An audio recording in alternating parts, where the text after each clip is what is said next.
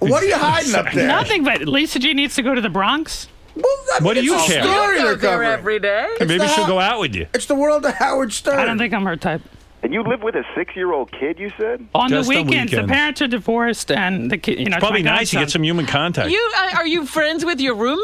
Oh yeah. Okay. He had a kid a few years ago, and I'm the godfather. And Oh, wonderful. Okay. oh, here we go again. Fucking. Hey, He has nobody in his life, and he's laughing may at your me. first child be a masculine child. I'm the godfather. Godfather. Oh, here comes his bad. Luca, my most valued friend. Here comes the bad part where he reenacts every scene from Godfather. Here we go. Is it true, and tell me the truth, the week you were at Disney by yourself, was it also gay week? Oh, if it was What? really gay, we That was gonna the first thing he tried to point I'm gonna out. faint laughing. Was it gay That was week? the first thing he tried to point out. The dates of my trip, which was before Memorial Day. The dates of my trip. You're killing Artie. You're literally going to get your Oh, head. he hits his fucking head Artie again. can't survive gay day. It's a daisy and trip for gay week. He can't survive that. He's going to hit his head. Watch. He can't survive that one. Oh, please don't Was it by accident? Look at him. Somebody get him a cupcake quick before he dies. Oh, my God. Mike, what happened? You didn't know? The days of my trip. I'll wait till. No, go I'll wait ahead. till he's wheezing. The days of your trip. The days of my trip overlapped by one day. I was there before it started. The day it started, I was leaving. Was that the best day? So you were there for the kick? Was it weird? Did any guys approach you? I didn't even see gays. All right, listen, So Mike. you were there for a full gay day. The days of my trip overlap. Wow. I'm not the one. So you were there for Gay Pride Week? You were there. Excuse me. Are you here for Gay Pride? I love how Artie puts on the macho act when he's the one that got jizz on his I'm chest. the guy Goofy fucks in the ass. Let me tell you something. A, I admire you. It is very difficult. I to think go you're the anywhere. greatest guy You're ever. a brave young man. Howard, I see myself like you as you were when you were a kid. You were a Absolutely. loner. You were a loner, were you not? I had no choice. Exactly. Nobody was looking to be with me. That's how I see myself. That's right. There's nothing wrong with it. At 29, though, he had gotten through it. He had grown out of it. I'm not gay. I fuck chicks. When are you getting married, Artie? I don't know, man. Actually, when are you getting a girl? I don't know. I you know what? I'm sorry, but you know what? I thank you for this. This was the greatest. Steve, are you done? When is Gay Week in Knoxbury Farm? Gay Week? It was Gay Week. Gay Pride Week. Not the week I was there. Right, Someone it said overlapped. it was Gay Pride Week. Well, right, well. they call it gay days, yeah. He was there for Gay Pride Week. Not the week. I was there. I was All right, leaving the day it overlapping. started. Right. I love how Artie loves twist everything. He just took one day. Oh, I'm in trouble. It's Gay Pride Week. What a coincidence. Excuse me, you look kind of hot. Thank you. Jeff, go ahead real quick. Oh, Howard, who do I send the medical bill to when I have an aneurysm? I don't think I have ever laughed so hard for so long in my life. I almost passed out. That was the best hour of radio I think you've ever done. It was amazing. I wish we had done it 3 hours ago, though. Oh, it was worth every penny I've Thank ever you. paid for Sirius. It was. Thank you very much. Bob, go ahead. You're on. Oh, great show, guys. You got to keep Mark or Mike out of the studio. I ran a red light camera. I was laughing so hard with Artie and all that goofiness. That's the hardest I've ever laughed, too, I think. I mean, and I've laughed hard in this studio, man. That's the That was Artie still hasn't recovered. All right, Bob. Thanks, Bob, from Baltimore, Robin's old hometown. Thanks, Bobby. Eric the Midget, you're on line 20. Go ahead and say what you need to say. Good morning. I was calling in to see if you guys opened the photos that I sent with Artie. Oh, did you meet Eric the Midget, Artie? You haven't mentioned it. Well, yeah, you know, he was at my show Friday night in San Francisco, and he was sitting. Oh, there we are. There's a picture of the two of you, and I got to say, Artie, you look good. And he's smiling. Yeah, and Eric's happy to see you. I thought Eric and you were enemies. Well, Eric is a pussycat in real life. I learned Is that. he? Yeah. and very nice guy. He Yeah. was at the show, sitting in the front row with his. Who was that guy, Eric? You're like some sort of handler or nurse or something? That's my roommate who, helps me with everything that I need to have help with. Yeah, he was a nice guy. Really nice guy. It's weird. This. We saw a picture about 2 weeks ago of Eric the Midget with a snake. Yes. And the snake looked like he was going to eat Eric the Midget. And this one, Artie looks like he's going to eat Eric the Midget. Artie looks like he's about to have a snack. I was just to eat Eric whole. See that position I'm in? I was in it for like about 2 hours after that. I couldn't get up. That's a great picture. I'm going to put that up on the website, Eric. I of love you and that Artie. picture. And I was wondering if it would be at all possible for me to use that as one of the 8x10s No. to sell. Well, that's between you and Artie. No, of course it is, Eric. Go ahead. Yeah. Artie says okay. You're now selling this picture? Yeah, I was going to sell it as one of the 8x10s that I autographed. Of you and Artie together. Yeah. Right. Well, isn't that nice? Go ahead, Eric. And he was now, in the Eric, front row. it sounds like you and Artie are friends now. I mean, you used to always call him fat and this and that. Now it sounds like you guys are good buddies. Right. Are you not going to be yelling at Artie anymore? He would have to take a jab at me first before I would take one at him. When you met Artie, at first was it awkward because of the bad blood between the two of you? No, not really. Yeah, it was rather, he was very civil. Yeah. And were you impressed with Artie? I mean, to meet a superstar up close, all of a sudden things change, doesn't it?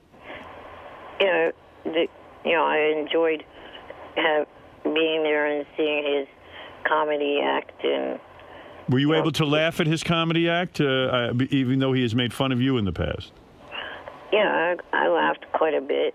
Good. Did he refer to you from the stage? Were you laughing so hard you shit your pants? Oh, stop. No, I did not. Well, and did Artie give you a shout out, as they call it, from the stage? Yeah. He did. That you must have liked. Right. Did you Now, stand for the... Someone says Eric was booed by the crowd. Is that true? Shut up, Robin. Was Eric booed by the crowd, Artie? At first they booed him, yeah. Really? And then they came around, though, I think. At the end of my set, I gave Eric the mic, and they were booing excessively. And then they finally calmed down and let Eric speak, and then he just plugged that he'll be at the Erotic Exotic Ball next month. Somebody told me that Eric revealed at Artie's show that he goes to beauty school to get his hair dyed. Is that true? Do you know that? I didn't hear that. Someone must have heard it backstage. Is that true, Eric? I heard a rumor. I didn't reveal that at the show. But is it true? I don't get my hair dyed there, no. I only cut. Oh, cut at the beauty school. All right, very good. Thank you, Eric. Well, 1 minute. I want to know if you guys got the pictures yet, and if you've opened them. I don't know about it. Eric gave me an envelope with pictures, and I left it for the maid. You mean? Oh, this was the package you were supposed to bring back? Eric, who told you that you should never give anything to Artie because Artie will never remember to bring it with him? I told you that. And sure enough, look what's happened. The package you gave Artie is laying in a hotel room somewhere. Actually, I'm busting balls. I did take it home, but because it was small, it was smart. He put it in an envelope-sized thing, but I'll tell you what, I thought it was in my bag. I don't know where it is. All right. So, Eric, I have it home. That's probably the worst messenger service. The Artie messenger service is never any good. I have people, Eric. You should have given it to my people. So, to answer your question, I did not see your pictures. Thank you. It was exciting for me to meet Eric. You did like meeting Eric. Yes, You look very happy to meet Eric. Eric is, he's a pussycat, that guy. Did you shake his hand? Did you guys hug? I shook his hand. Did you put him on your lap? No, he looked pretty secure in the chair. All right. And he was with the guy, his roommate, who... Fair enough. I don't know this for sure. Okay. Seemed visibly drunk. But you don't know that. I don't know that. All right. But, so you're not going to be on Eric's case anymore either. You're now friendly with Eric. Oh, no, I'd love to get on his case. Yeah. You know, you're so right. Everything throws me off. I mean, just hearing that Benji wants a vegetarian meal at my Makes wedding. you not want to get married. But this, I swear, I said to Beth, I said, what are we doing? Now we're catering to Benji's idiotic needs. What are we doing? You asked me what I wanted. No, a that's vegetarian not. meal. No, they Yes. said, does anyone have special needs? That's not what I was asked, Howard. Can't you just eat the regular meal? And and if you don't like something, skip it. Howard, I don't give a fuck, but if you ask me, do you want this or this? I didn't ask you anything. Yes, but you had a representative ask me that. No? I never would have asked you anything. It was for people who are vegetarians if they need... You don't need a vegetarian You're right, meal. I don't give a fuck, but don't make me look like an asshole for saying I wanted something. When you asked me, would you like this? I said, okay, that's Whoever great. asked for a vegetarian meal if they're not a vegetarian? It's like, Howard, it was like being on a fucking plane. Sorry, that voice. Okay, Robbie. You're such a liar. Okay. I mean, you're such a fucking liar. Right. Okay. Why is he screaming? I don't know. Because he's just going to make me look like an asshole and then cut me off. Yeah, can I cut you off now? No, Howard. Why? When you ask someone, do you want... Tell me when I can cut you off. Why didn't you admit you were wrong? I'm wrong. I mean, you're being such a jerk. Yeah, I'm a jerk. I'm wrong. Okay, Benji, you're right. You would never do this to someone. Who else asked for a vegetarian meal? Robin, she's a vegetarian. Is she a strict vegetarian? Yeah, she's a vegan. And how did it come up, Robin, that you asked for a vegetarian meal? We knew. She didn't have to ask. They didn't even ask me. Then why'd you ask me, do you want this, this, or this?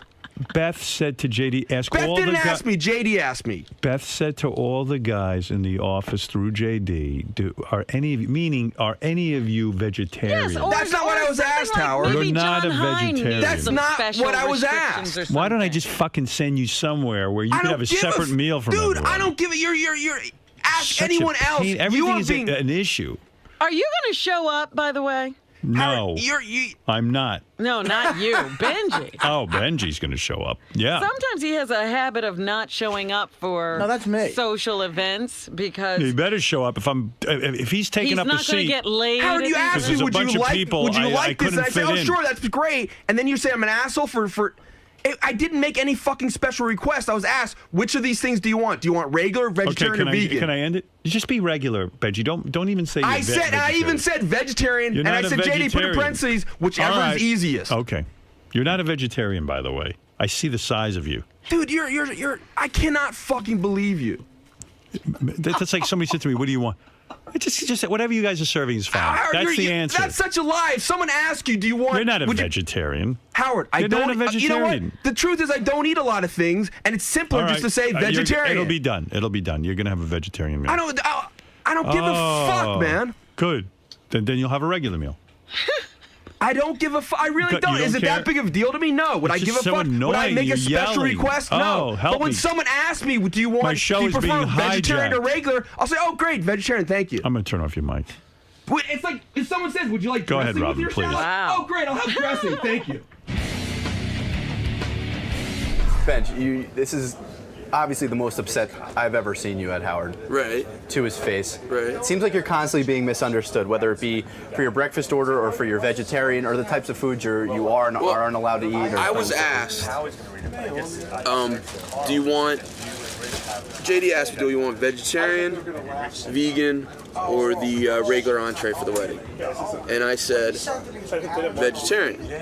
And they took that as... Here, JD, have you talked to JD? No, I haven't. Come on, JD. Come on in, bud. All right. Which was cool. JD asked me, do you want vegetarian, vegan, or regular entree? I said vegetarian. And we said vegetarian or vegan, whichever's easier. And I said to say whichever's easier. I didn't think it's a big deal. It's like if someone says to you, would you like dressing with your salad? Would you like Italian dressing or French? You say, oh great, I'll have French dressing. Or if someone says, would you like a glass of water? You say, great, I'll have a glass of water. So someone asked me, would you like regular, vegetarian, or vegan? And I said, vegetarian or vegan, whichever's easier. Right. So I was upset because I thought it was made me look like a jerk, which I didn't think I was being. And you're always accused of trying to be too difficult or being too verbose, but in this case you weren't. You were trying to keep it simple and explain. I was trying to keep it simple. The truth is, are there a lot of things I don't eat? Yes, I don't eat pork, I don't eat shrimp, I don't eat catfish, I don't eat crustaceans or any kind of crustaceans. But I just made it simple. I said, I don't eat milk with beef. I said vegetarian. I said vegetarian or vegan, whichever is easier. Because I was asked, do you want regular, vegetarian, or vegan? But let's strip away the food choices. There's an underlying anger you have for Howard, you could tell. And it came to the surface this morning. Well, because I don't think there's underlying anger. It's underlying anger about when I think he cast me to try to fit in a certain light, and will disregard any evidence that doesn't fit into that light. So no matter how well you explain yourself or how simple you try to keep it, you're always going to be Benji, the guy who's being difficult. Yes. And that makes you very mad. Yes. How are you going to resolve this, or will there ever be a resolution? I just won't answer any questions anymore. So you're staying silent? Yes. You're turning your own mic off? Yes. I think that's a shame, man. All right. Well, thanks though, Ben. Thanks, man. I hope things work out for you. Thank you. Have you had Subutex already this morning? No. You had a donut or something? Your lips are white again. That means, no, he had Subutex. No, He's lying to you I now. swear to God I did. Come on, you got Subutex. I swear to God I did. Let me see. Let me look at you. No. His lips aren't that white. Oh, okay. Maybe I just He's saw okay. something in a shadow or something. You know what it is? It's the lighting on Artie. No, he didn't have Subutex. The lighting makes me look fantastic. Yeah. Did you hear on the wrap-up show, like, Artie confessed yesterday, he admitted that he had purchased $500 urine. Yeah. And now, I overpaid for it. but everyone's saying that's a completely made-up story. I think so. I think they're That nobody, right. now, and they went back and checked the tape to see if that day if Artie really did have urine in his pocket, if there was any you can't- detectable bulge. Or, There was a bulge. Yeah. Everyone's not, I guess your credibility is I gone saw way Gary wants me to be completely honest about everything from now on. Okay. Tell Gary's going to get brutal honesty from me. down. Really? Okay. What's that mean? No, Gary, I heard Gary say, I'm really pissed off at Gary. Well, wait a second. He says a blanket statement. He believes that cunt reporter when she goes, "Oh, Artie said he'd just lie to you if I didn't jog with him." You think I give a fuck if your monkey ass knows if I jogged with the fucking reporter? It's not a matter of that, Artie. It's No. Gary makes blanket statements like, he lies about everything. He thinks he's so funny on that wrap-up And show. everybody else You're thinks not you lie funny. too, Artie. You're not funny. Congratulations, you're very funny. Yeah, I know I am. That's why I'm here. God knows why you're here, you fucking asswipe.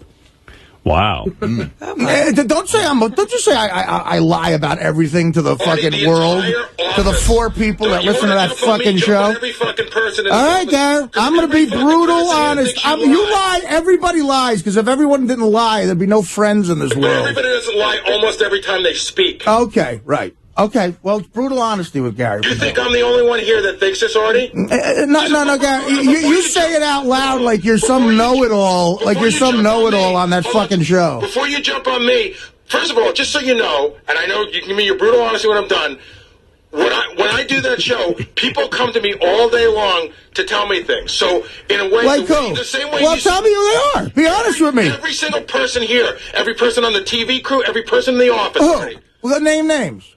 Who's concerned about me lying? If anybody wanted to be named, I guess they'd step up. But you know how that works around here, Artie. You know how that works. Okay. All right. Well, I'm going to be honest with you. No more lying for me with Gary. I'm not making stuff up about you to get on your case. This is what people come to me. You think that wasn't a joke, me telling that cunt reporter that I'll just lie about jogging?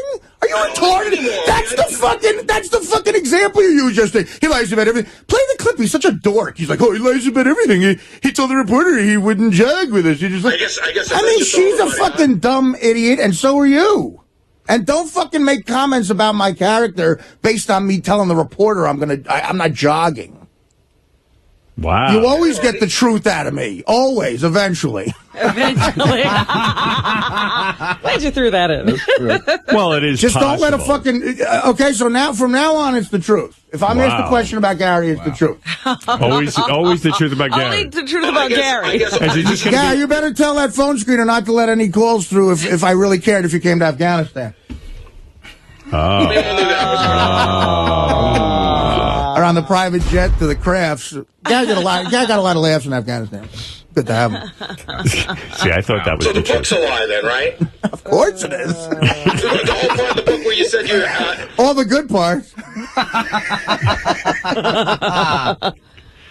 So you really... I thought you were... I had heard you were annoyed that Gary went to I'm not going to say Afghanistan. anything. Wait a minute. You said you'd tell the truth. You're going to tell the truth. Well, I mean, like either the that or candle. I'll say nothing, you know. I see. I don't want to start arguing with Gary. And the stool, thinks I'm a and liar. the stools are bothering you too, right? Well, In his theater. I don't care. I don't care about the stool. You don't. That's the truth? I don't care. And the truth is that you really didn't want Gary going to Afghanistan with you. I'm not saying anything. You really were pissed though about the private No.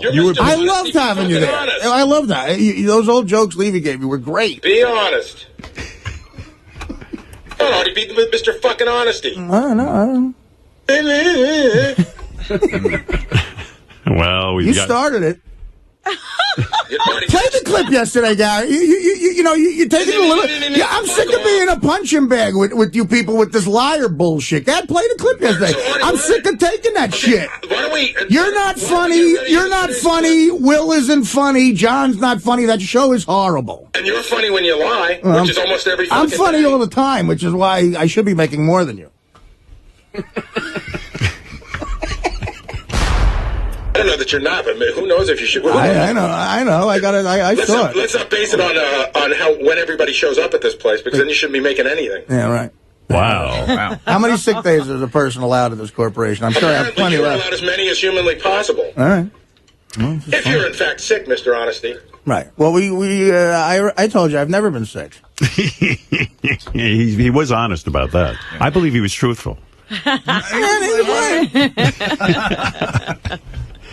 Well, I don't like to see you boys fight viciously like that. Well, play the clip. You'll see why I should be annoyed. What is this clip, by the way? Gary gets on that fucking high horse in that wrap-up show and just like, he's the king over there. And he's like, everybody's like sitting around the fire waiting for Gary to tell war stories, and they're always horrible.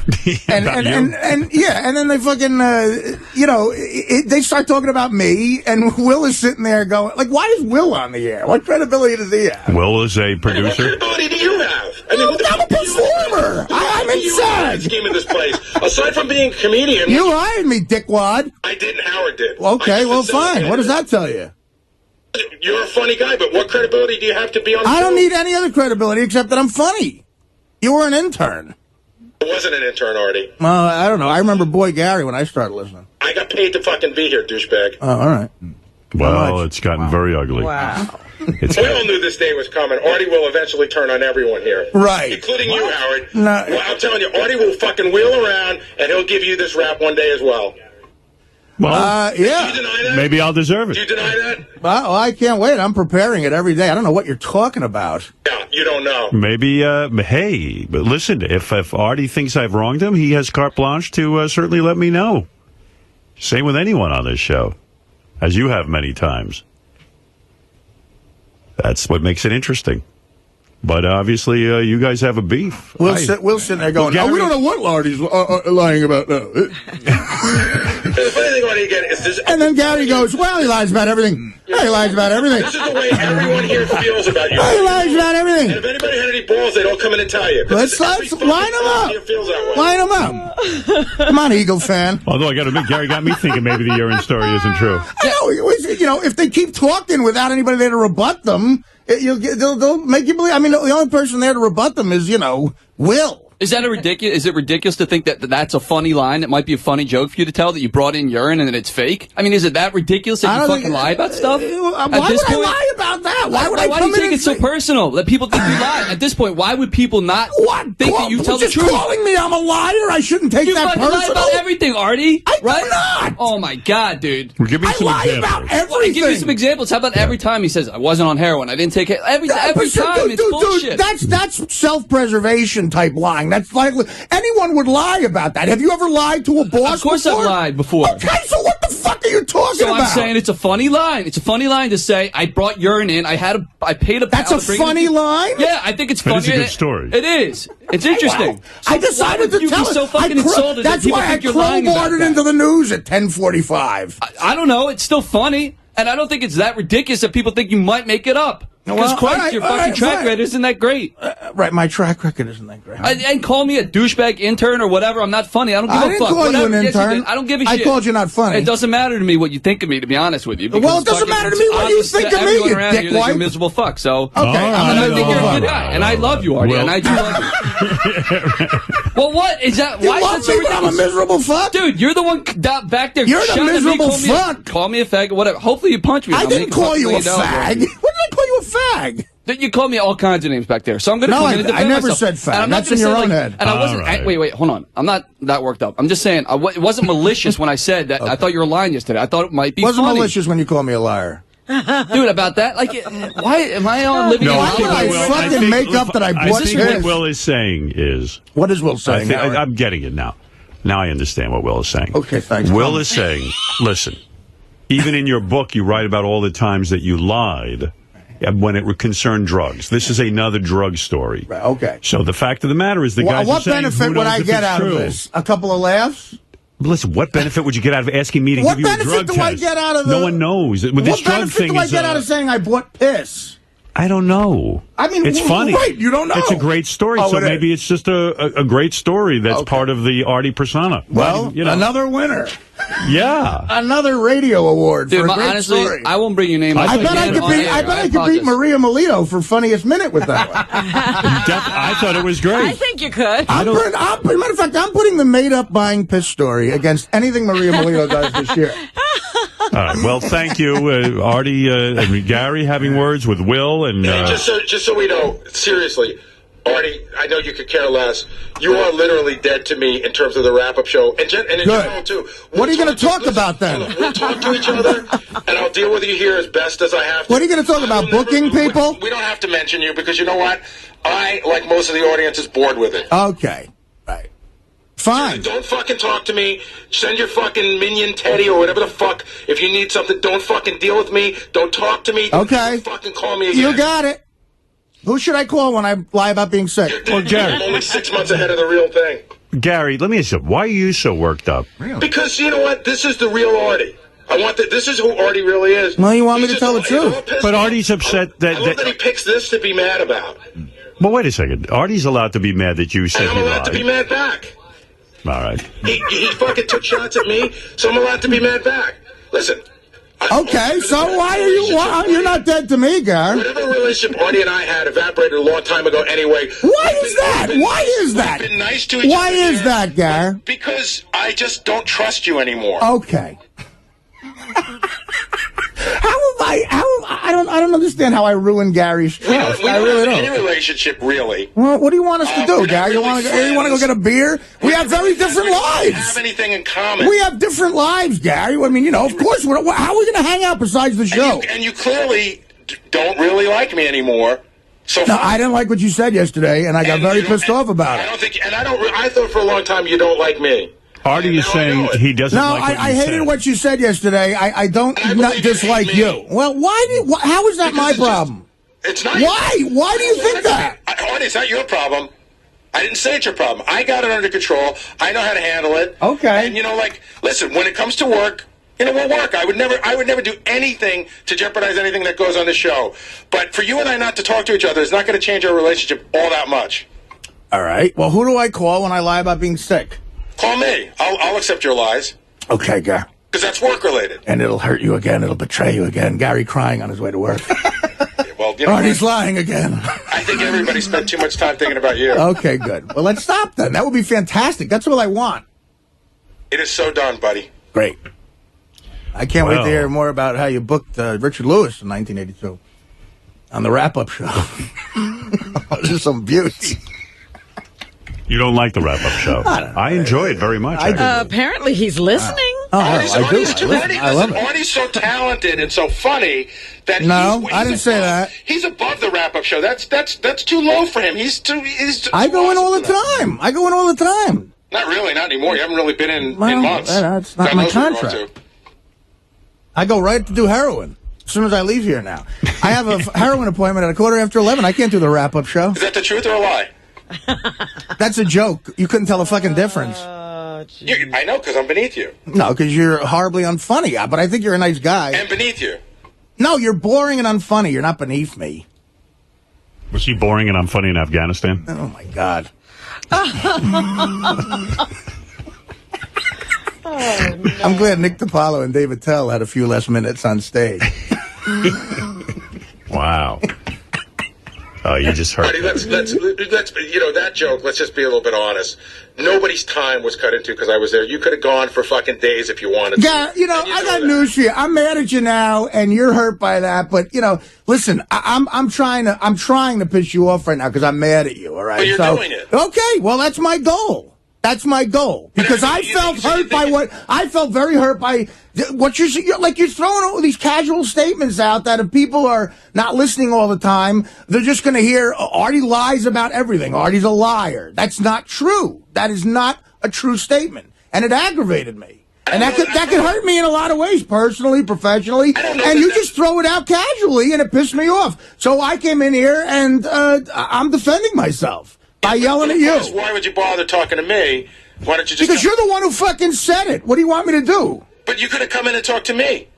Well, it's more fun to fuck with you on the air. What did you say yesterday about when I spilled 2 inches of high C? That was really... I'll be brutally honest with you. That was you being like, fuck you, clean it up. Yeah, and that's what I put up that's exactly what it was. Gonna get cleaned up? That's exactly what it was. I forgot about it. I didn't know about it. Because some fucking underling was standing there that'll take care of it. That's what you think of. You're not an underling to me. You make more than me. I'm the only one standing there. Who else was going to do it? I don't know. You got to get to the wrap-up show. Start the story. You got to get to the wrap-up show by 11 to call me a liar by 11:02. I took my tissues and threw them on the floor and told Artie I told Gary to pick them up. Yeah, I know, and that's what he bullshits too. He sits in here yelling at you into the air. I was kidding him though. I picked up my own thing, right, Gary? Yes, you did, Howard. What about when you made him go get your cum rag at your house? That was necessary. He volunteered. He didn't make it. Artie, here's another one of your lies. He didn't make me. I volunteered to do it. I'm sorry, that was a lie. Any man would want to touch my cum rag. He trusted me, and I said I would go. Right. He didn't make me do it. No, any man who you'd ask to do that for is making you do it. He didn't ask him. I didn't ask him. Yeah, I know. Gary went to go, I mean, is there anyone else in the world you'd ask to do that for? But he didn't ask me. I know. You were just being a good producer. He said, I got to get rid of that thing, and I said, I'll go take care of it for you. When you had lunch with Rob Burnett, did you ask him if he ever got Dave's jizz rags? I know, I haven't had lunch with Rob yet. I thought you had lunch with Rob. Hey, do you know about this? Gary, in an effort to He's preparing for the future. Oh, my God. What is now happening? Why don't you go to a bread line? A future that will never include Artie Lange. I'll be dead. We all know that. I won't only be dead to Gary. I'll be actually dead. Really That's what Gary said. You have 6 months anyway. You might as well be dead to him now. Right. That's nice for Gary to say that. The only difference between Gary insulting me and me insulting him is when I do it, it's funny. So people remember it. He tells me I have 6 months to live. That's fantastic, Gary. Thanks. You practically write it in your book. I know. How many times in your book do you say, I can't believe I lived to be what I am now? Well, listen, dude, I don't know. I question my mortality because of how I've lived. I agree with you. I'm going to tell you something. As mad as you are, Gary, I can tell, I know you guys have differences here and there now. But Gary is so upset about you because he loves you so much. Now, you're never going to get that. But maybe I'm upset because Gary... Look, a lot of people said shit in that room. Yes. And a lot of people make accusations. Of course, Will is right. I don't care about him. Right. But Gary, I do. Of course, it hurts more with Gary. Gary's a major reason I'm sitting here. He's a big part of my career. And he means a lot to me. His opinion means a lot to me. At some point, Gary, I think he got in his head that for some reason I don't like him or whatever, and he projects that on me, and it eats away at him, and I think Gary changed our relationship in his head. So every time Gary says something like that, like I'm a liar, I go, I heard that in the car yesterday, and I'm going, God, does Gary really fucking think I'm just a blanket liar about everything? That hurts. It does. I think he thinks anything drug-related is a lie. Well, listen. No, he was saying everything. That's what Artie is objecting to. I mean, I'll admit to that. There's been times where I did heroin, and I said, no, I didn't do heroin. There's been times I was pulled over speeding by a cop, and I said, really? Was I doing 80? I mean, that's what happens. That's life. You lie about shit. You're right in Gary's case, and Artie's right in his case. He's so angry at Gary because it matters to him. You don't get angry about people that don't matter to you. Right. That's right. It hurt me a lot to hear him say that. I don't care. Everyone else in that room is, first of all... Is this the makeup phase? Because I like the arguing phase better. I know. Well, I'm not ready to let go of that. You love that more than anything. Well, you brought it up. See, you brought up that Gary is hurt. I mean, Artie lied about seeing a shrink for 6 months. I know. That was work-related. How is it work-related? Were we going to fire you if you didn't go? No, listen, there's people in my... That was lazy-related because you didn't want us to break your balls, but we weren't going to fire you. Well, I'll certainly admit to being lazy, but you guys... here's a bulletin, guy. You guys aren't the only people people in my life that are affected by that. I didn't, my mother was comforted in thinking I might have been doing that. So, like you do to your parents sometimes, yeah, you lie. But now you admit that your lies are wider than just drug-related. No, the shrink is drug-related. It all ties into, if you want to call it a disease. First of all, I don't think it's a disease. I think it's just a bunch of assholes who want to get high. But if you want to call it a disease, whatever, then that's part of it, the lying and all that. I mean, Dr. Drew will tell you that. Dr. Drew did tell us that. Right, of course. I mean, and it compounds and stuff, but I've never lied. Have I embellished stories to make them funnier? Yeah, but that's my job. I didn't lie about buying piss. Is Artie still dead on the wrap-up show, Gary? I think that's a major discussion that you shouldn't give up. I'm not going there anymore. To the wrap-up show? No, yeah, I'm going to the wrap-up show. Oh, shit.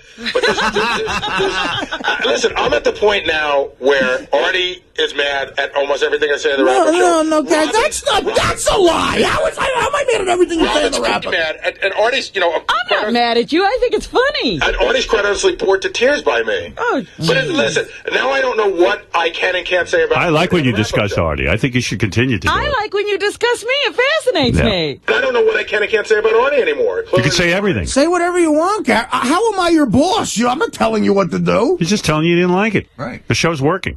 You want me to not? Yeah, I'm reacting to it. You're like the Rush Limbaugh of Artie. Like, in other words, you say stuff and it provokes. It's a provocative show. You've gotten a response. It means it's not boring. Artie's your Democratic Party. You know what's so crazy about Gary, too? He's in this cloud about my opinion with the Afghanistan shit. We were over there for a week. Right. He knows how much fun we had together. He knows it was good. He was there, and he still doubts it. You know what I mean? It's like I doubt it because I wasn't there. Right. I mean, of course. Hold on. You didn't take a shot at whether we had fun or not. You took a shot about whether you wanted me there. Whether we had fun or not isn't the... Garrett, listen, I came in here today knowing that you're so insanely sensitive about that, and I was pissed off at what you said, so clearly I'm trying to make you mad. So you know what? Here's the really fucked up thing. This is what it all comes down to. I don't know whether to believe you right now. I swear to God, I don't know. I don't know what the truth is. Did you really like having? I think he liked having you in Afghanistan. I think Artie sees that he upset me so much that he feels now bad. He's reeling it in, and I don't know. Listen, man. The truth of the lie is anymore. No. I did upset you. Mission accomplished.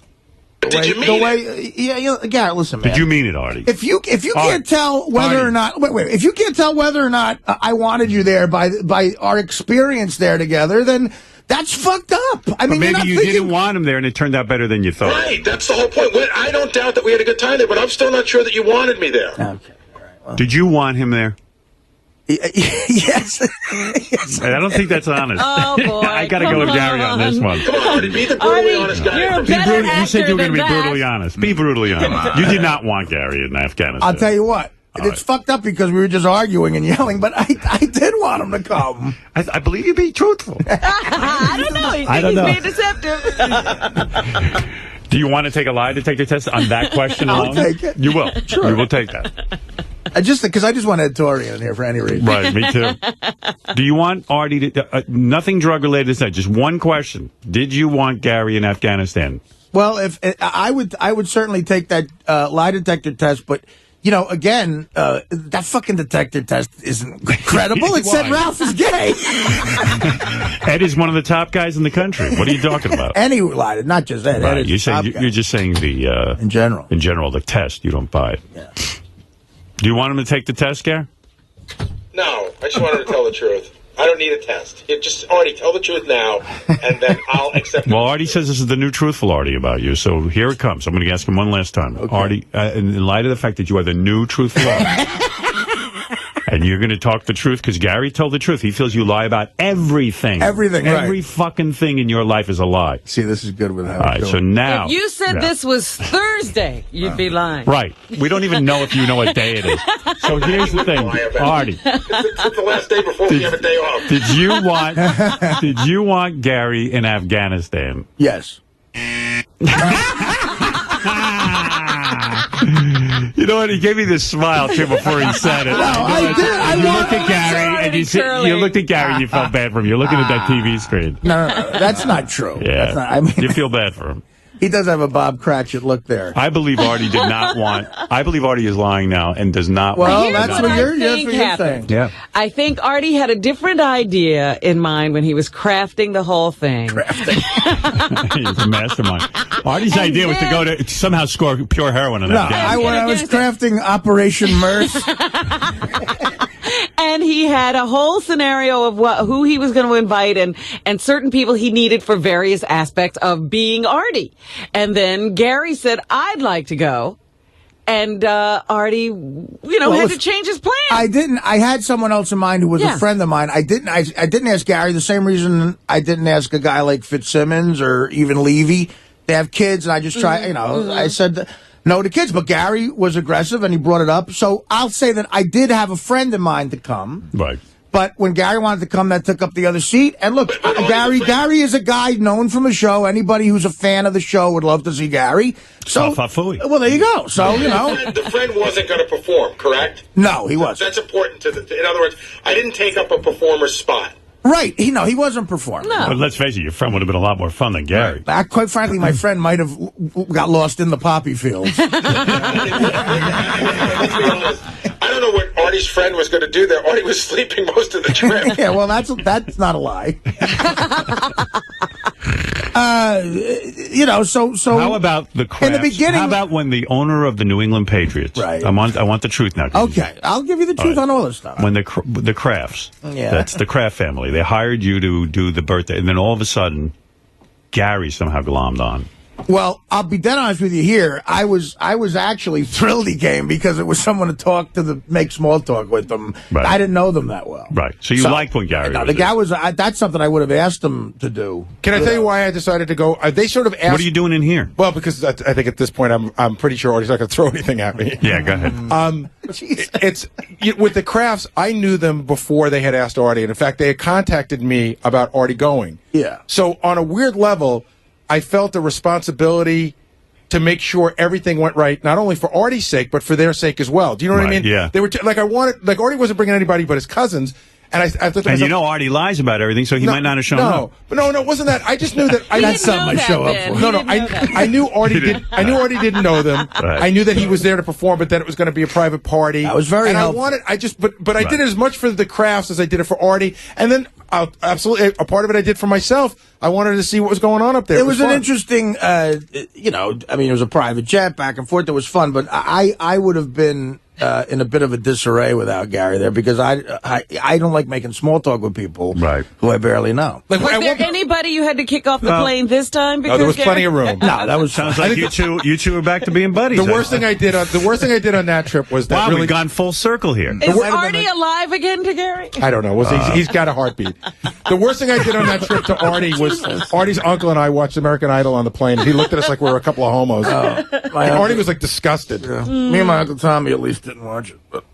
But look, all right, this might have been the quickest argument makeup in the history of the show. All right, well, there you go. You guys had a lot of bad words. I just can't believe that. Obviously, look, that's a sensitive subject, the Gary, the Afghanistan thing. I can't believe that whatever got in his head with that doubt is so there that we were fucking over there. Like, I can't hide disdain for somebody for a week. I forgot Not in Afghanistan. No, but I didn't think you had disdain. You're missing the point. I didn't think you had disdain. If I resented you for any reason for coming and taking a friend's spot, believe me, it would have come out when I was on the 15 Valium in Kyrgyzstan airport. It sort of did at one point. It did? Well, no, Artie got really mad at me at one point during the trip, and it got really ugly. That was very hurtful to me, too. When was that? Oh, on the Valium?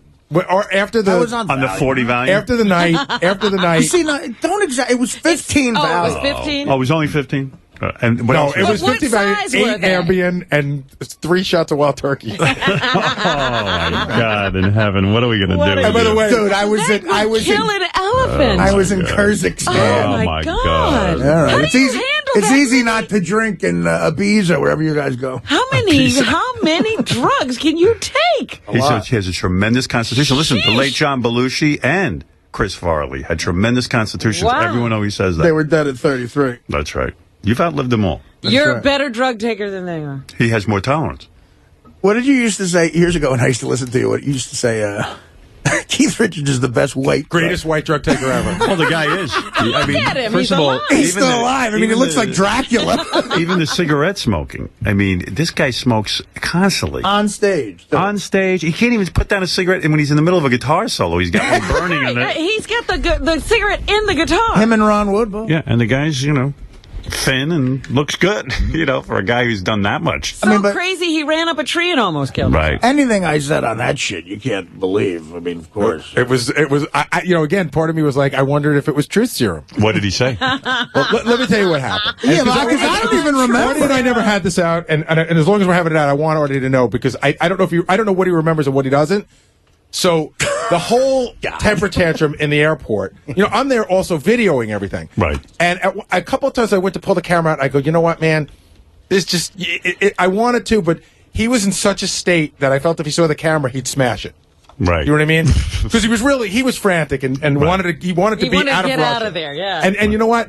We were all right behind him. Nobody's going to deny. We were all like, let's just get the fuck out of here. You were handling it much more professionally. Right. I was ready to pay what, $18,000 for a flight. Howard, the worst part of it was we walked right by the plane we were supposed to be on. Right. Like we were on the tarmac and we go, oh, there's our plane. They go, yeah, you can't get on that one. We're like, when's the next plane? They're like, oh, I think 36 hours. We're like, fuck, And this is after 20 hours of playing cards and killing time at Bagram in Afghanistan while we watched toilet paper get loaded. But why couldn't you get on your flight? Because it was already, the doors were shut. But I don't understand. Were you late? Yes, we barely made it. But that wasn't our fault. Oh. It wasn't our fault for being late. We were so long at one airport, the connecting flight. We just. So it's the airline's fault. Oh, absolutely. Well, no, it was the Army's fault. A military flight. Right. You can't yell at them. Right. It's like, look, you're fucked. All right. So now Artie's in the airport. Artie's very upset. He takes, he gets the pills and he gets drunk and he's throwing things. He's pissed. And like I said, we're all pissed too. I'm not giving him any shit about that.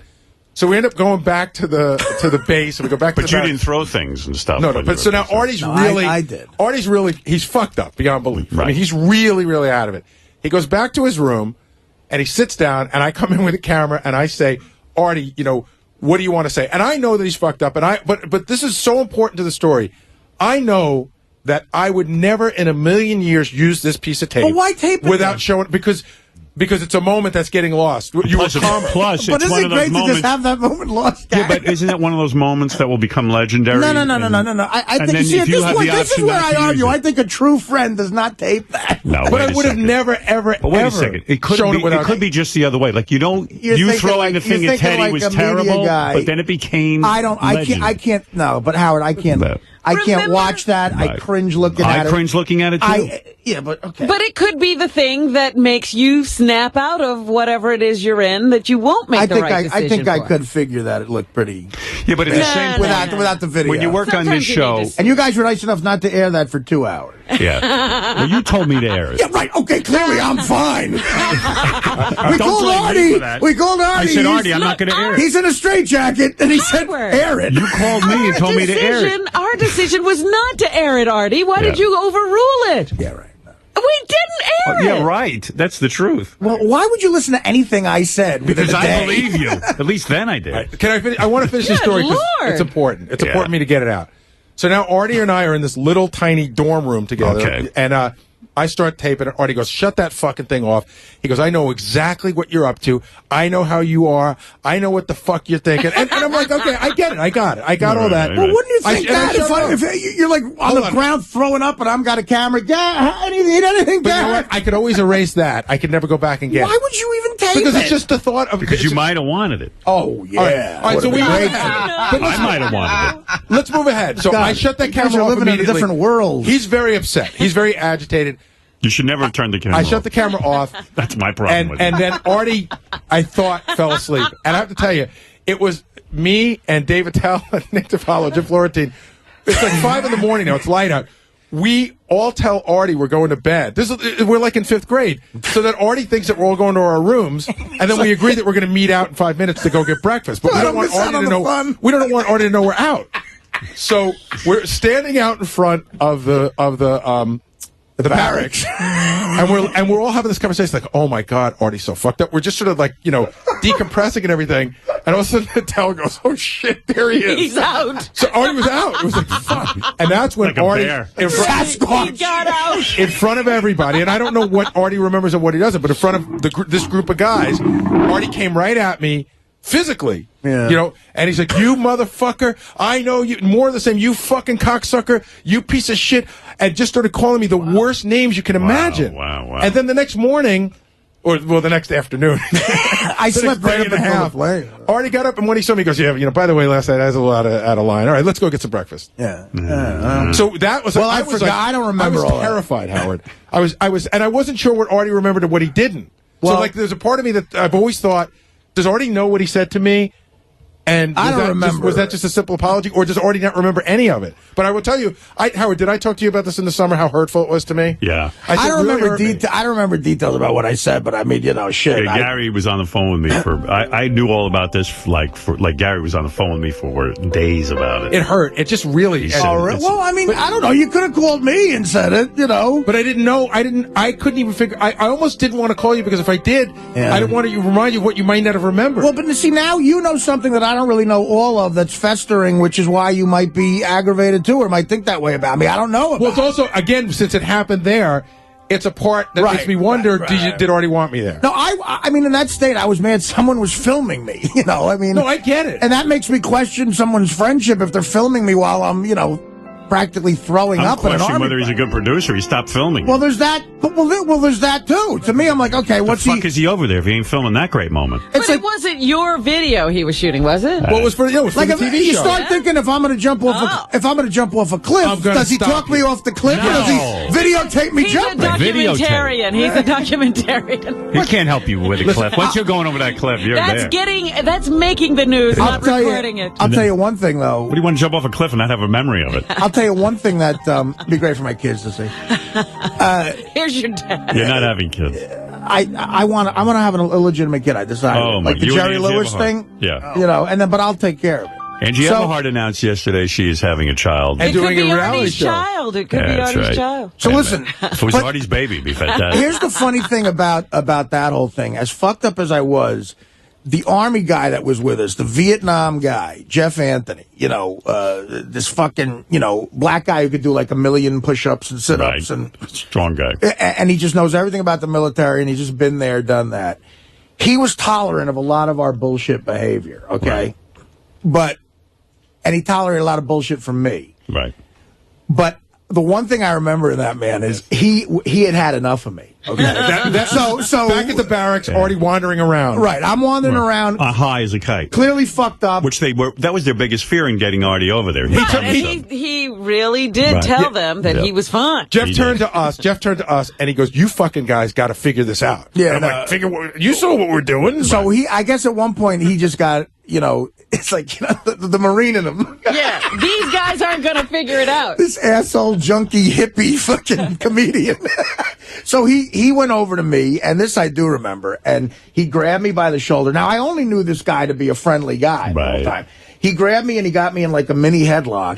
and he looked at me, make friends wherever you go. He looked at me, and he said, "Listen, motherfucker, this is an Army base, okay? You get the fuck inside and go to sleep." And you listened, right? And I went right inside. I marched you see, that's what you need. You need to join the Army. He's not yelling at that guy. Right. I said, if this 58-year-old guy beats the shit out of me right now. I mean, did he see the tirade against Gary? Yeah. No, he didn't. Oh, he wasn't there? He didn't. It was just, it was Dave and Jim Florentine and Nick and, meanwhile, me and Attell had just talked for years. Me and Attell have always talked about how we want to get off booze and all sorts of drugs and everything in the road. And Attell, I think, has still been sober for almost a year. I think you cured him. Which is fantastic. But he doesn't want to drink again, he said. He had been sober for four months at that time. But the only thing with Dave is he smokes, I'm going to say 5 packs of cigarettes a day. I know. He can't get rid of that. But he also doesn't sleep much either. No, he's a vampire, Attell. Yeah. He is, and he's always been. That's why he's such a great comedian. Like on Easter Sunday, on Christmas Day, Attell had 5 spots at the Comedy Cellar. Wow. That's why he's so great. I'm sure. Howard, do you know talent and doing it? We landed from this fucking 87-hour trip in Afghanistan. We landed 5 o'clock on Saturday afternoon, and Dave Gets out, he gets his cell phone. I go, who you calling? He goes, I want to see if I can get a spot at the comedy store. You know what? Here's a great day. Wow. Like that, he worked that night. The day you landed. We landed at 5. I think he went on at midnight. Here's why he might be the greatest comic, I think, of my generation, like club comics, and why he deserves it is like in the beginning of the week, they call it calling in your avails, your availabilities to a club. Like on a Monday, you call up the manager, Stand Up New York, or the comic strip, or the seller, and you go, listen, I'm available Monday through Wednesday. And they go, all right.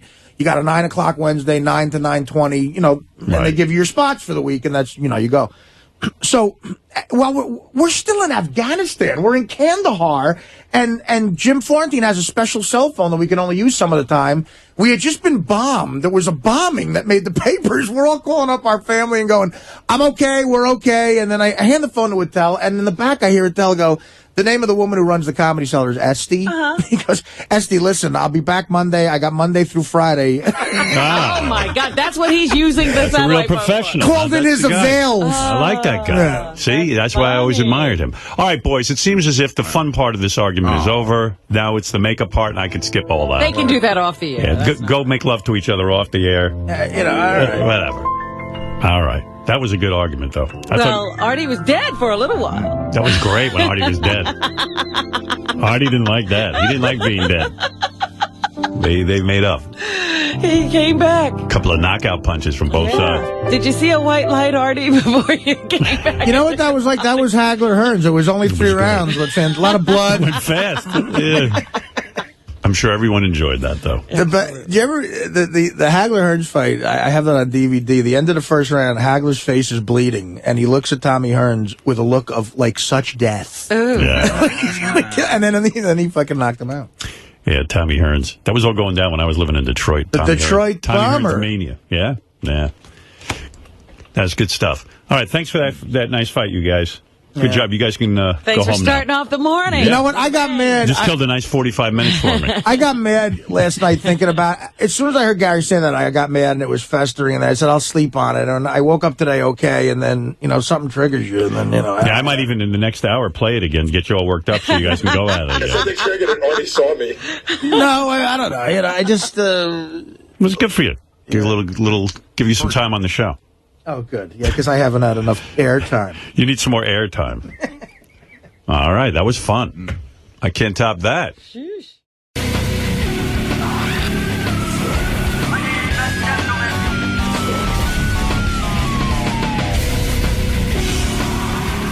Did you read about that party I went to? No, I didn't. I didn't read anything. What did you do?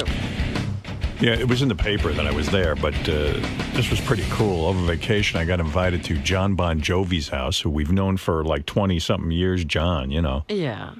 And I'd gone to his house last year, and he had a dinner party, and he even said to me, he goes, man, I fucking blew it. He goes, I didn't have any food. How do you have a dinner party with no food? Like, he just kind of like had people over for drinks and some shitty hors d'oeuvres. Oh. And he even called me up, and he goes, I'm having a party this year. He goes, but don't worry, I got it fucking right. He figured it out this year. Yeah, and I went, well, what are you doing right? He goes, I got a little band set up, and I got food, and I got everything, So I said, I'll come anyway. You give him a second chance. I'll give you a second chance. And I had my 14-year-old daughter with me and her friend Sarah, and I said, hey John, can I bring the kids? And he was like, yeah. So I go over there, and there's like, he's got a whole setup, like nice friggin' tables and shit. Is this out on the lawn? Out on the lawn at his house. And so, like, I'm there, and like it was like one superstar after another starts. Well, first I see like the governor of New Jersey, John Corzine, who I knew nothing about, and I got to tell you, is like the fucking greatest guy ever. What do you mean he's the greatest guy? I'm telling you, this guy. I've heard some not so good things. Really? What have you heard? Because I'm telling you, he is terrific. Well, you get bowled over by everybody you meet. You would too, though. This guy you would, though. This guy you would. All right. That's why they're politicians. Oh, it's true. What's so great about him? Because he's the most down-to-earth politician I ever met. He was like a business guy who did really well and seems to like really care. I mean, like he was talking about some of the shit he's doing in Jersey. I was like, whoa, this fucking guy's really way into the gig. He lives right next to me. He was the one who rushed back to the Imus meeting and almost killed himself. He even talked about it. That was so stupid. He goes, yeah, that's why I'm wondering about his judgment. No. You would really like this guy. I know you would. I'm sure I would, but I like having my distance from these people. Yeah, well, anyway, let me tell you about this party. So I'm standing there, and with parties, I'm always like on edge because, we goof on a lot of people. And you never know when you're going to run into somebody you've forgotten how badly you goofed on. So then, I see like Matt Lauer and his wife. Uh-oh. No, Matt I'm cool with. Yeah, but they've had a lot of trouble in that marriage. At least that's what the tabloids say. Yeah, but they were fun. They were there. Hopefully they can keep that at home.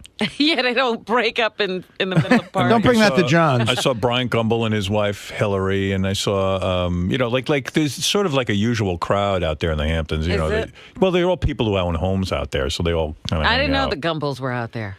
Yeah, they're out there. They're nice people. He's cool with me, and I'm cool with him. And then, and then all of a sudden, some heavy people started to show up, like Paul McCartney, Billy Joel. Really? Paul was there? I'm walking through the house, and I run into Roger Waters from Pink Floyd. Wow. And I'm sitting and talking to him and his wife, and it was kind of a really fun, cool, me at parties. I'm like, and then I'm walking over, and my daughter says to me, "Hey, Dad, can you introduce me to Bruce Springsteen?" So I go, "Is he here?" So this is like Artie's wet dream.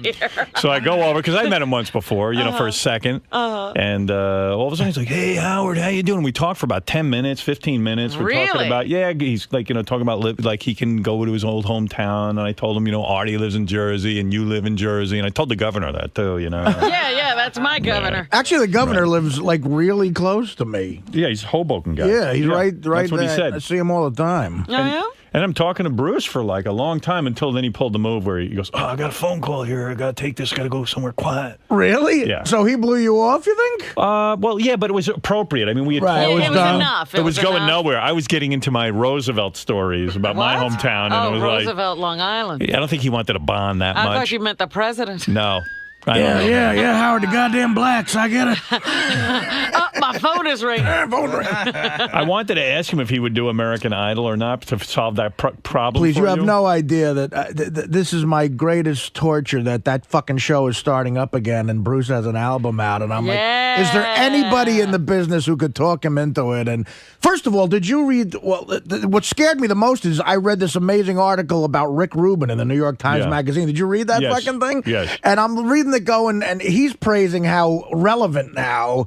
American Idol is. Well, Columbia Records hired Rick Rubin to save the music business, and he's saying how relevant America's Got Talent and American Idol is. And I was thinking of that exact same thing. Is someone going to talk Springsteen into fucking doing American Idol? When I read that article, I said, "Dave, Springsteen might be smart to do it." But I get the feeling he won't do it because I was talking to him and Billy Joel. Right. And Billy was talking about how he got paid a ton of dough to do some sort of wedding or something, and I looked over and Bruce was kind of like, he would never do that. The whole wedding thing? Yeah, I got a feeling. He has some integrity left? Yeah, and it was kind of like, well. Supposedly he's never done it. There's never been one even like quiet instance of a corporate gathering where he's done a personal I don't think party thing. I don't, unless it was a charity. Yeah, but something. Bruce does weird shit for his kids. Like it turns out the reason he was out in the Hamptons, his daughter is a horseback rider, a jumper, and she was in the Hamptons Classic, and he went all the way out there, and he's hanging out there with her. Well, that's not weird for a dad to show up at his kid's event. I don't say that, but I'm saying he might even want to impress his kids and go on American Idol. Well, that's how they wind up that's there. Right. Yes, it sucks for me and Robin as homeowners of the Jersey Shore that Springsteen and Bon Jovi are in the Hamptons with you guys. Well, that's what Corzine was saying. He was like, what the fuck is this? He's over there recruiting them to come back. Right. Hey, did you guys ever speak? Did you and Springsteen ever speak about satellite radio at all? And like his whole because supposedly his new album, the first single, mentioned satellite radio and all that other shit. Nah, I didn't talk to him about that.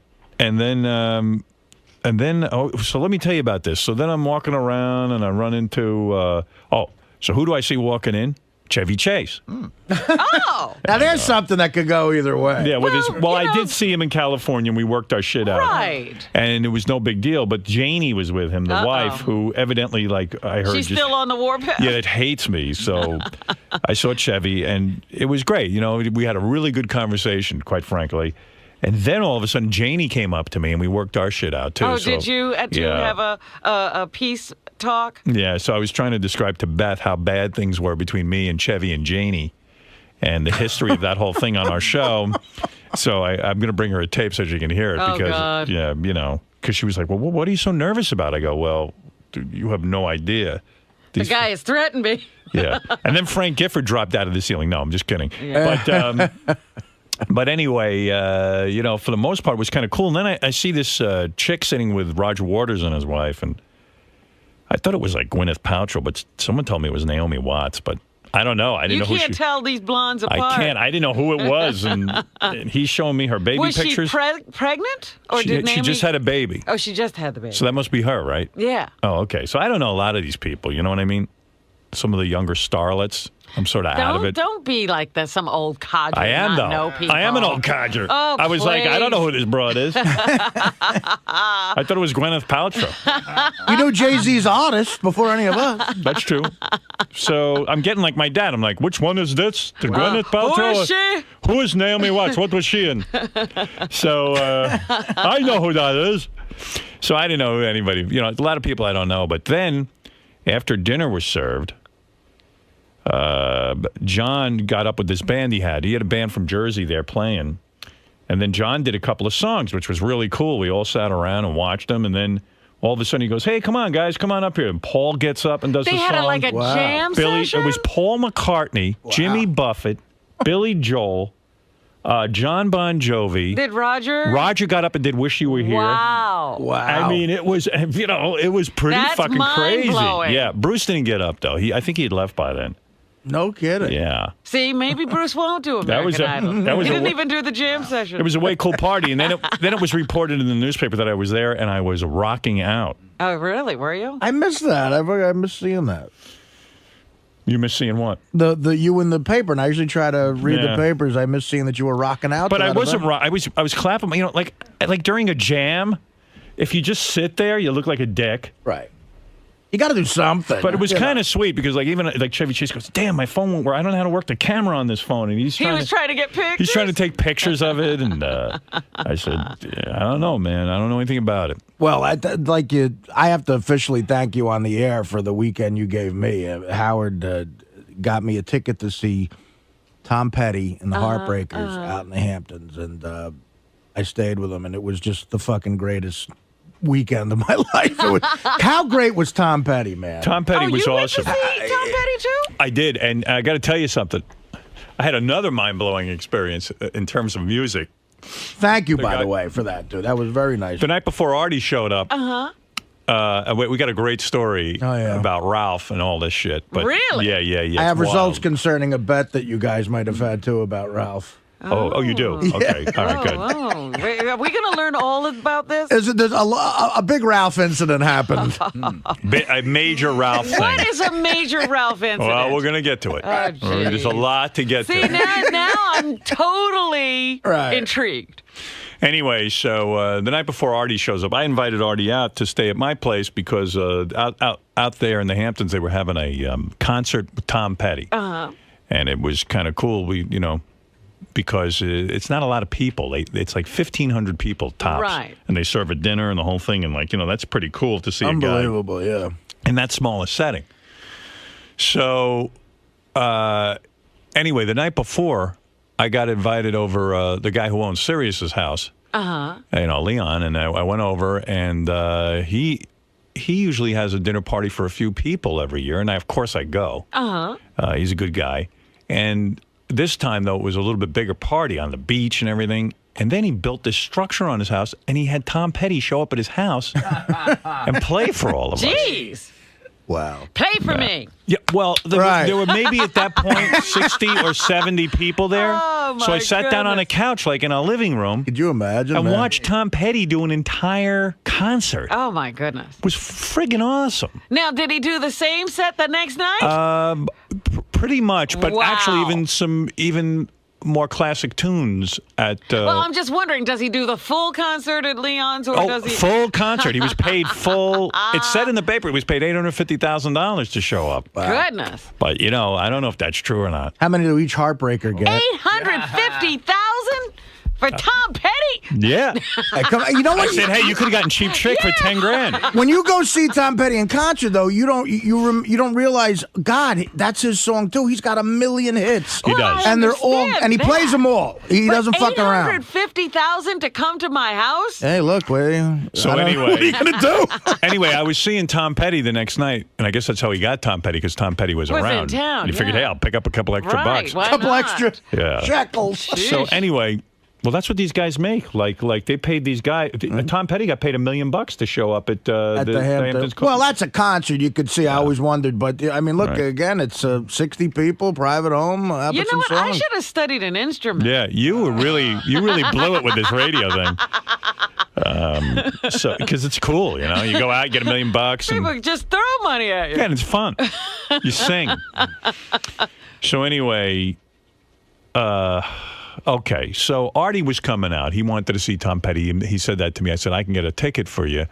We have an extra ticket. And he says, good, you know, yeah, I'm going to stay in a hotel. But I said, no. You stay with me. Of course you come out and you stay with me. So I was excited to see Artie socially, you know. Yeah. It's fun to do. So where do I begin? Yeah. So I guess I kind of like... The helicopter. Beth and I were talking, actually. I never discussed this with Artie, but, you know, I said, Beth kind of even said to me, do you think Artie thinks you're fun? And I go, you know, I don't think so. Wow, this is an interesting conversation. Yeah, so I said, and she said, you know, what's going to happen, you know, if you want to take a nap or something? I said, yeah, Artie might bum out. Take a nap. You know, because like, what will Artie do till the concert? What do you do out there? You nap? I'm all about naps. I'm always napping, and I'm antisocial. So she said, why don't you invite Ralph? So he can entertain Artie? So he can at least, because doesn't Artie like Ralph? I go, I think Artie likes Ralph. You never know, you know. But you're not sure. Ralph. You're not sure. I said, it might be nice to have that dynamic going where Artie has a, you know, guy hanging out there. And when you're napping, Ralph can take up the slack. Which actually was not a dumb plan, because I come off a nap and I go downstairs and I see Artie and Ralph in the hot tub together. Yeah, we went in the pool. Well, we went for a walk on the beach and had a couple of mini cigars. Did you hold hands? And of course, Artie doesn't bring a bathing suit, but Ralph cut up a pair of sweatpants for Artie, made a mock bathing suit. I had no plan on going in the pool. You were so happy in the water. No, but then I looked at the pool. It was so inviting, you know. And I mean, you're going to a guy's house, you know, you bring stuff. Artie was weightless in the pool. I had my own room. My room looked out onto the pool and the bathroom. Well, what did you think he was going to do with you? I put him in a sewer. Where was he going to put you, in a tent and I in said, the back? We took a walk on the beach, and I said, you know what, fuck it. That pool looks great right now. We had a few hours, and I told Ralph, go get a pair of scissors, and we'll cut up my sweatpants. So that's exactly what he did, which was good. That's like a fashion project for Ralph. Yeah. Most guys would punch you in the face. That keeps him happy. So you were keeping him occupied. I bet it made him happy, as Robin points out. And also, I bet he did a great job. He did, actually. I never actually saw the bathing suit. You were in the water the whole time. They're very even and everything. But I would like, you know, maybe in the future. I realized, too, you wouldn't come out of the hot tub till I left. I don't know why. Yeah, I don't need that wait a minute. You let Ralph see you in your suit. Well, Ralph's microphone isn't on 5 hours a day. Well, it's funny because I'm sitting there and I go, boy, these guys. You know. I said, these guys are like, Artie goes, I'm boiling like chicken soup because he's in the hot tub.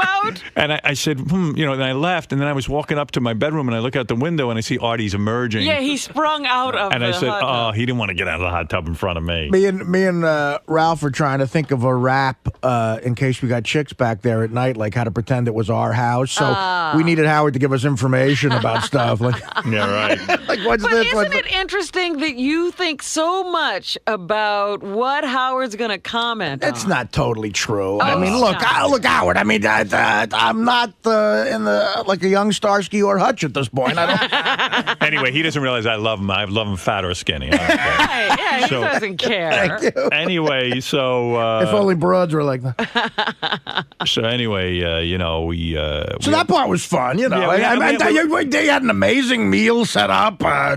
I mean, I can't even explain how beautiful the whole experience was. Food. It was great to hang with Artie outside of the show. I took a helicopter out there because I've never done that before. I've been on helicopters, but never out to the Hamptons. I said, fuck it, I'll splurge. And that's kind of where the Ralph situation starts. You want to start that story? I guess I could. Gary's a part of this, too, by the way. Well... So I said to myself, I'm going to go out. Howard made this nice invitation, and I said, fuck it, I'll splurge. I'm going to take a helicopter out there. Uh-huh. And so I don't have to deal with traffic. And I found out there's a helipad literally yards from Howard. Whatever. Yeah. Well, I mean, there's It wasn't going to make your trip very long. It was very convenient. I hope I dumped that. Okay, go ahead. Yes. Yeah, it was a very convenient situation. So I price the helicopter.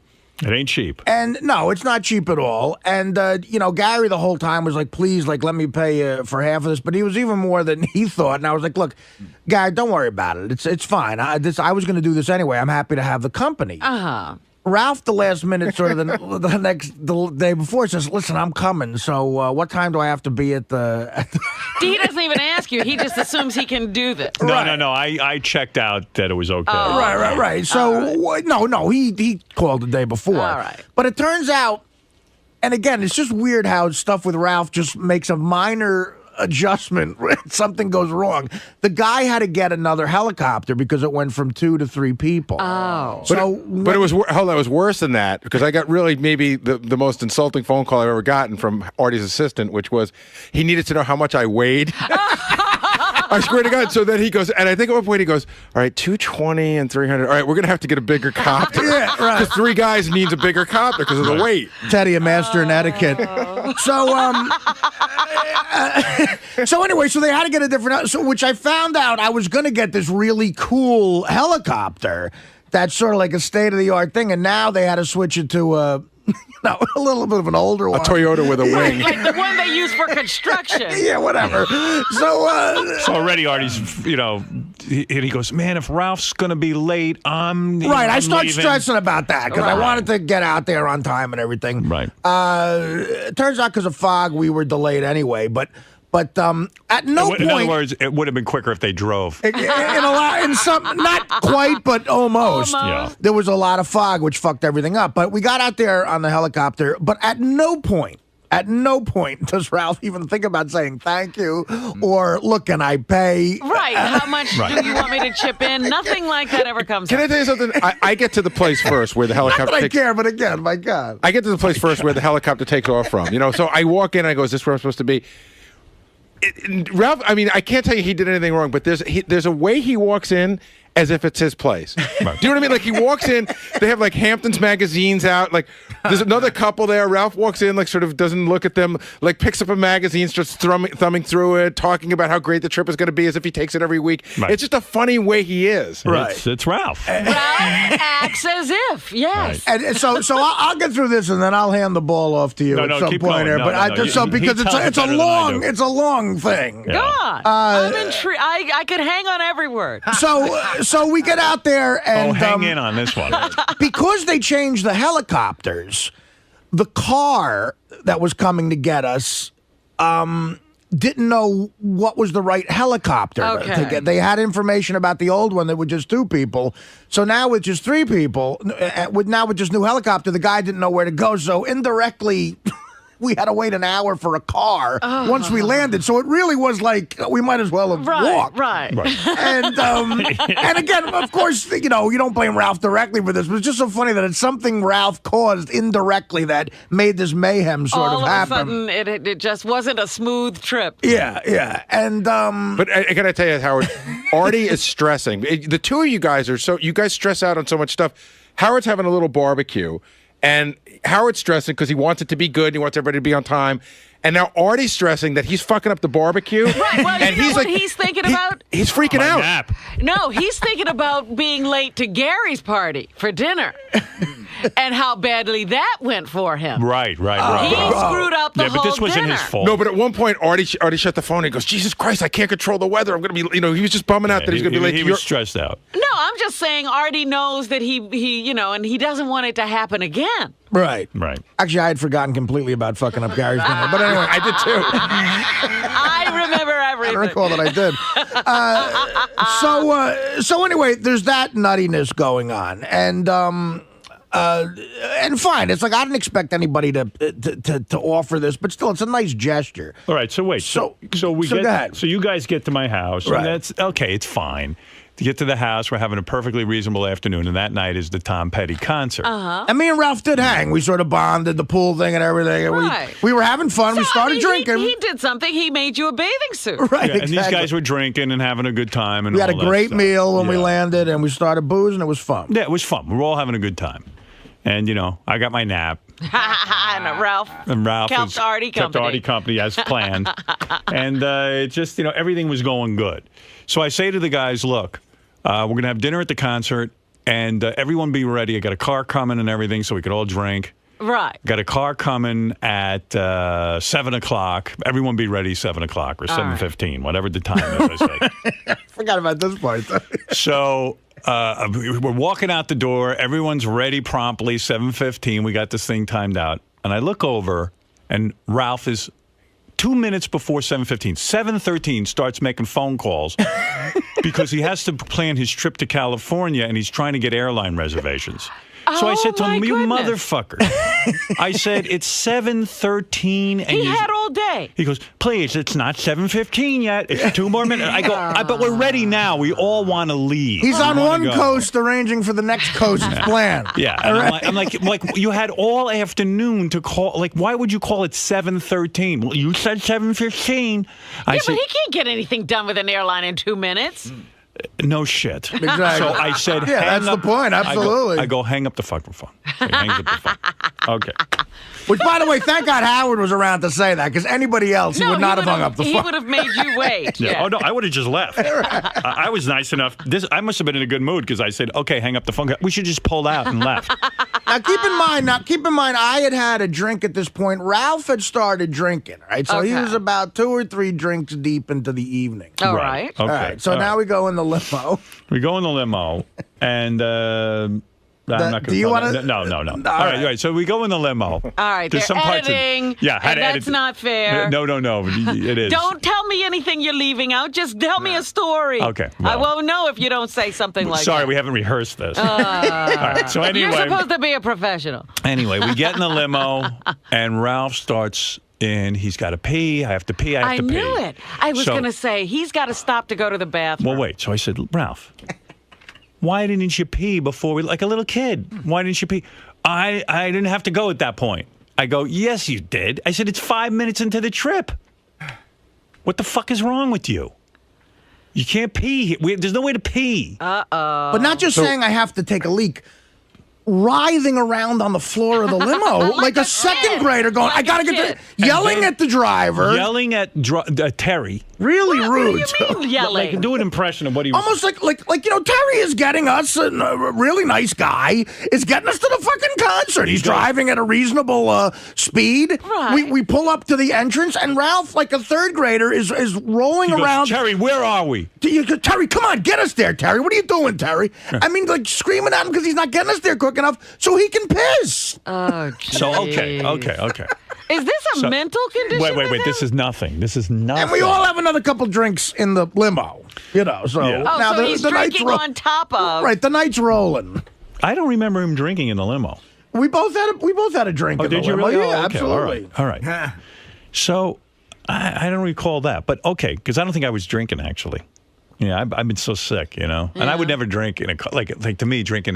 These guys are really into drinking. We took a drink into the car from your house. Oh, so you were carrying glasses. Yeah. Right. Well, Okay. just that's a Ralph move for sure.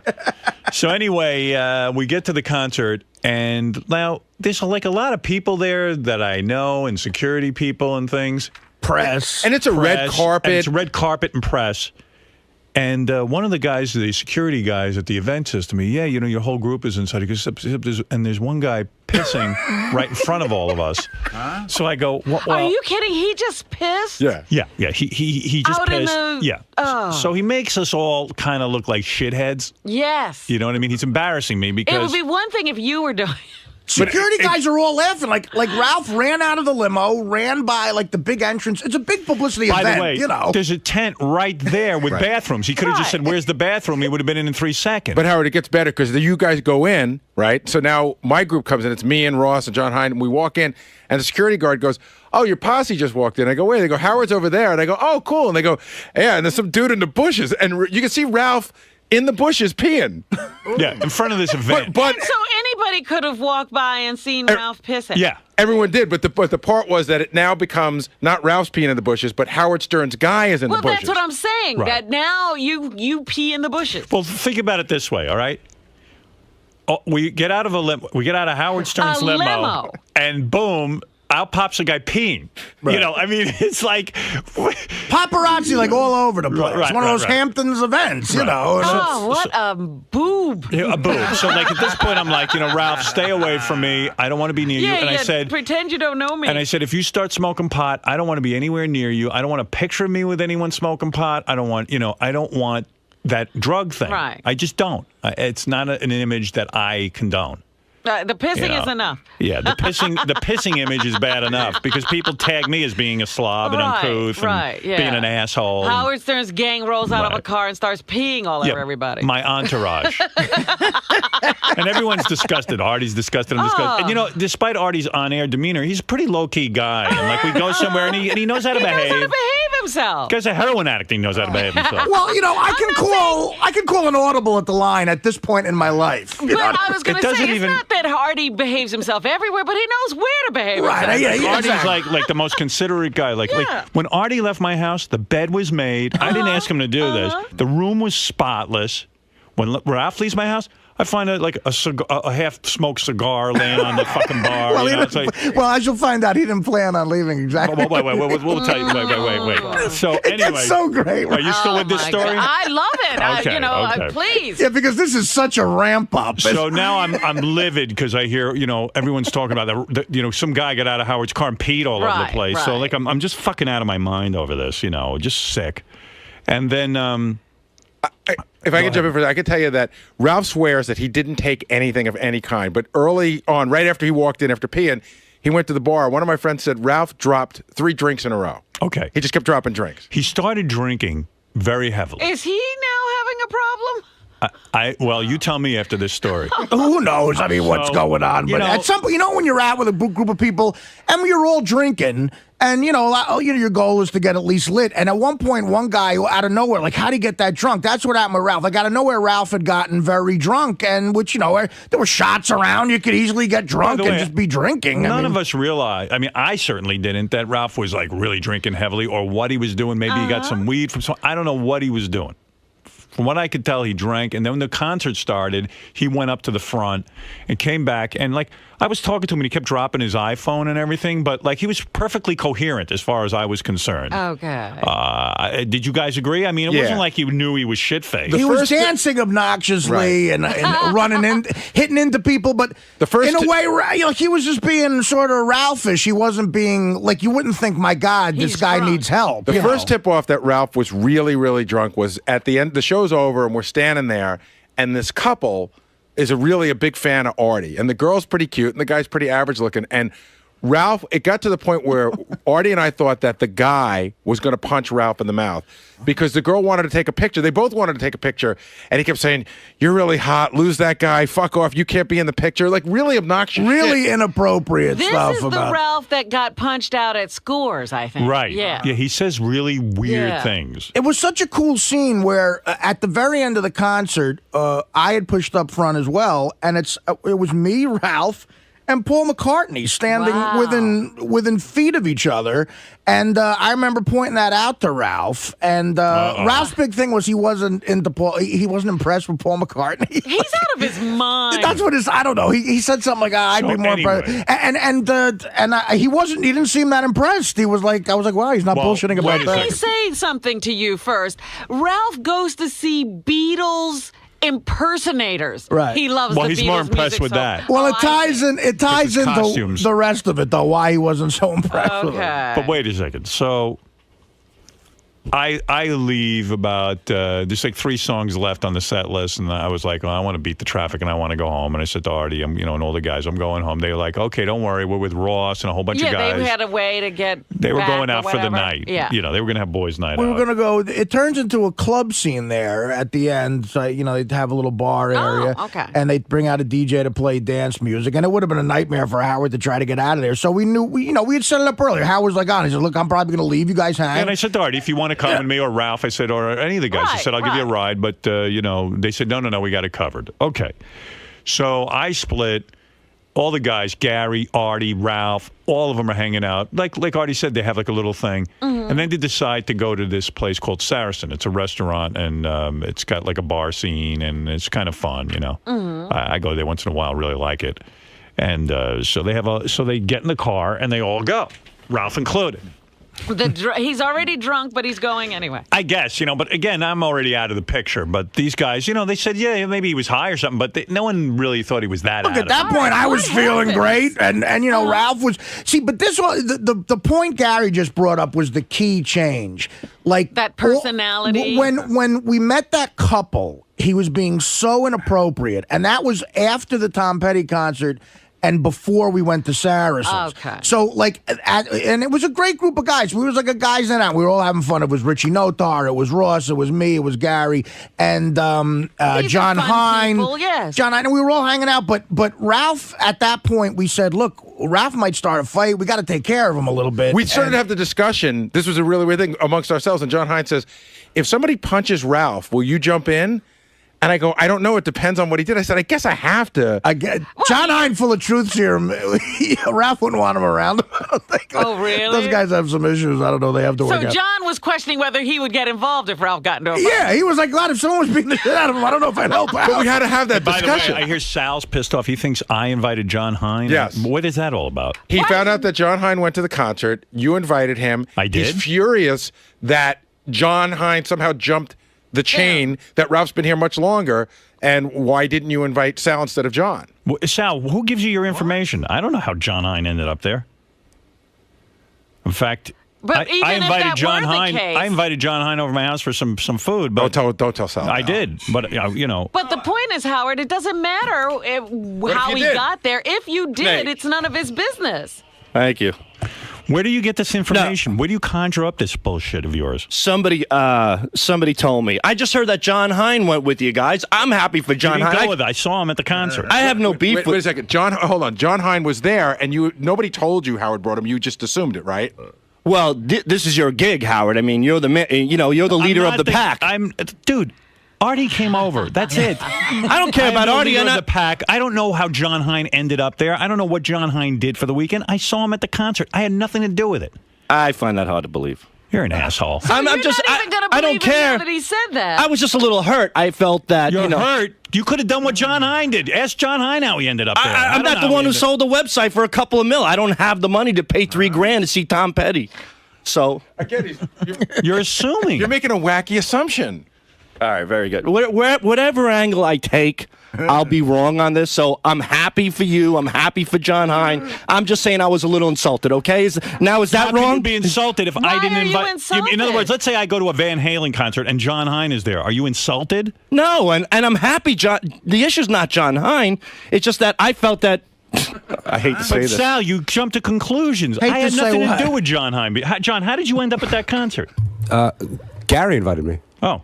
Okay, there you go. Now get upset with Gary because John jumped you in Gary's life. I'm done with Gary. Me and Gary are over. You know Gary and John are close. Yeah, I just assumed I just assumed that you invited John Hine. No, I had nothing to do with John. Although I did invite him over to my house when I heard he was out there. Yes, you did. How come you never made it? Which was very nice. Yeah. How come? What happened to you? I was stuck at another thing that I couldn't get out. I was in Long Island City, and I couldn't get out to you in time. Wish Sal would kill himself rather than be stuck at anything. Well, let me just say this for Sal. See, John Hine knew you'd be upset, and that's why he didn't make it. Right. Smart move. All right, well, Sal, I'm thank happy you. for you. You got to hear the rest of this story. So yeah, I'm listening inside. It's brilliant. Yeah. All right, so we know now that Ralph is a little tipsy, but we're all a little tipsy, but who knows how tipsy he is. Right. We go to this Saracens place. Yeah. All right. And now we get in there, and Ross is Mr. Plan guy. He immediately is able to assess the situation, and we go. Ross goes, look. This Ross is our friend. Ross Sapin, who we've talked about. Who works here. Yeah. And we get in there, and it was crowded, kind of a scene and stuff, and a nice place. But Ross was like, maybe a couple drinks and we'll go somewhere else, And we're like, fine, I don't care, whatever. And Ralph, we get a place to sit. Ralph starts dancing. Dirty dancing. Like, with who? Like that's the key. Like a woman who looked to be about 60. Yeah. In really tight, like with bad plastic surgery and tight, real like jeans. All John, like did she look real old? Yes. Yeah. Artie's being complimentary at this point. She's to evaluate her. She was heavy, and that's being, kind. And this is from a guy, when you see a model walk in, he goes, her ears are small and her middle toe's too long. Yeah. He's out dancing with a chubby 60-year-old woman and appearing to love dancing. it. Yeah, no, he's totally like that really annoying Latin music you hear at a feast, Artie was like, hey, there's a bunch of old broads here. I'm going home. So Artie decides he's going to bail on the night. It's probably about 1 o'clock in the morning at this point, or 12:30. We all decide we're going to bail on this place. We're all now the group is deciding to leave. Okay. So a couple of people, Gary included, go up to Ralph and say, hey, we're all leaving now. And they While say... he's dirty dancing? While he's dirty dancing. And Ralph says, looks at them coherently and says, look, man, don't worry. I'll catch up with you guys, or I'll just make it back to Howard's house, whatever. Well, don't worry. It was actually worse than that. At first he said, I'll be fine. But then he said, you guys go and come and pick me up on your way back. Right, that's what he wanted. Like we're his fucking taxi drivers. Yeah, and Gary goes, there is no way back, Ralph. We're going. That's it. Either you leave now, or you find your own way. Right, so he's like, fine.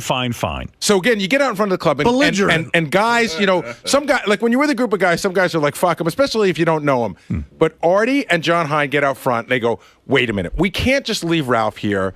We have to, be sure. So that's what Ross was saying. Artie was like, you know what, the guy might be fucked up. I'm going to go in, and I am going to make sure that Ralph understands. Well, no, first Gary had a turn, then John Hein went in. He goes, Art, you're feeling guilty? I'm going to go in and ask him. So John Hein, and John is a pretty efficient guy. So you see, the evening is all about Ralph and getting him from place to place. But wait a second, wait. So Artie says, I don't care what these two guys said. I don't want to feel guilty. I don't want to leave a guy. You got to go make sure for yourself. Yeah, because at this point he said, hey, maybe he's drunk and doesn't know what he's doing. This is the third time going back there. Right. So Artie goes in and he says, look, Ralph, we are leaving. How are you going to get home? Don't worry, I'll get home, blah, blah, blah, blah, blah. Dancing with a chick, arm around a chick. Yeah. The 60-year-old broad. Yeah. He's still with her. Yeah. So Artie says to him, do you know where Howard lives? He goes, take the address down. Write it down in your iPhone or whatever the fuck that thing is. Right. So Artie's telling him, yelling out the address, giving him the address. Ralph goes, I don't know, work my iPhone. Don't worry, I know it. He repeats the address. Okay. I realize, people sort of recognize this. I'm yelling out Howard's address in the middle of a dance floor at a crowded club. All right, because Artie felt like, whatever. He needed to take care of Ralph. Right. So he goes, Ralph, do you even have, if you have to get a cab or whatever, he goes, do you have money? Do you have money? Artie hands Ralph $300 cash and says, here, take this money. I want to make sure you can get home. Now, somehow Artie, Ralph, I don't have a way home. Somehow Ralph, exactly. Somehow Ralph evokes this in people. I know that he's got the world taking care of him. Most people would be like Scott the engineer. You forget that he's even there. It should be that way, but it's not. Okay. So these guys leave. Artie decides to come back to my place. He comes home. Now, at this point, there's zero guilt in he's in no danger. Right. He's got money. He's an adult man. He seems to be having fun. He made a decision. I'm staying here, and we left. That's what happened. All right. I'm already asleep. You don't even know this has gone on. No. I've been in bed for hours already. I mean, I'm not putting up with this nonsense. I don't give a shit. Right. Yeah. I went home with my fiance and had a perfectly reasonable evening with her. So, I got to tell you, it just sounds exhausting, right? Oh my God! I wouldn't have even gone back in and asked Ralph. So the split was, which is what Ross wanted to say. That you were with Ross.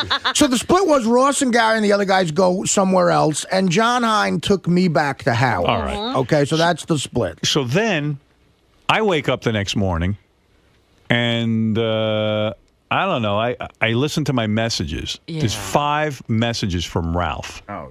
I go downstairs. I see his room hasn't been used. Oh. No Ralph. He never made it back. I go, oh, wow. Just before I listen to my messages, I go, Ralph must have hooked up with a broad or something. I didn't know about any old broad. You didn't know about the 60-year-old. No, I just said he must have hooked up with a broad. I know Ralph. Or he's staying at Ross's house or something went down. Right, he went home with somebody else. So I start listening to one panicked message after the other. It's like the first one comes in at about 4:30 in the morning. Whoa. He goes, dude, where do you live? I'm driving around with this guy, and we're stopping in parking lots asking if anyone knows where you live. Oh, no! And he goes, I don't know where I am. You gotta help me. So then he goes, Then I listen to the next message. In fact, I have the messages. Why didn't I you fucking gotta prepare play those? them.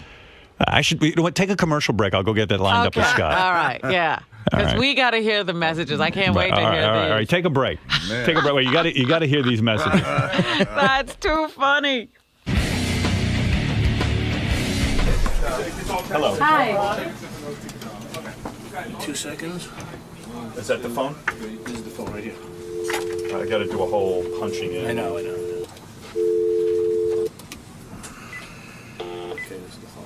Thank you. I dial 1. No, you dial 9 first. You done? I think so. Right. Check. Next message. Let me just make sure. Next message. What's it say? Hey now, douchebag. I tried to call you before, but I got disconnected, and then I got another call. Yeah, you do. Just no 3? That's it. Okay, I got it. I think I don't have to bleep out words. I know. I know, it's such a pleasure. Won't believe He sounds like he's 18 years old. Yeah, right? It's one big night. So where were we in this story? So you're about to. So Ralph's calling. Oh, yeah. Ralph's so calling I wake up in the you, morning. I see Ralph's bedroom is empty. Artie, I realize Artie locks his door at night. I noticed you lucky. Do you have a thing? Because what I did was I tried to open the door to see if you were in there because I figured both you guys were gone, and then the door was locked. I don't remember doing it. Maybe I did it out of habit. Yeah. You lock yourself in at home? Hey, you lock yourself not in. in the bedroom, but I might have. I was a little drunk myself. I might have locked the door. I guess Like I it locked was a the front door or Well, good thing you did because I would have been in your room. Right, exactly. Are you smart? Who needs you in there? Right. Hey, always lock your door at Howard's house. So now I'm like all confused, and I go and as I regularly do, go to check my messages. Scott, do you have those, or is it a whole big process? I think it'll be like 2 more seconds, Howard. All right, great. Just tell me the page to go to. So, but what happened was, Howard left us at the concert. Everybody's hanging, having fun. I left Ralph with that money. Those guys left the bar, too. Ralph was dancing, having a good time. I made it home about 2 a.m. John Hine drove me home. By the way, me and John Hine got pulled over by a cop. What?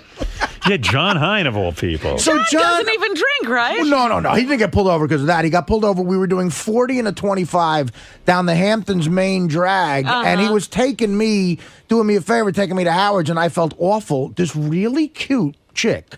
A cop. I mean, but cute. Like you'd go, wow, there's a hot chick.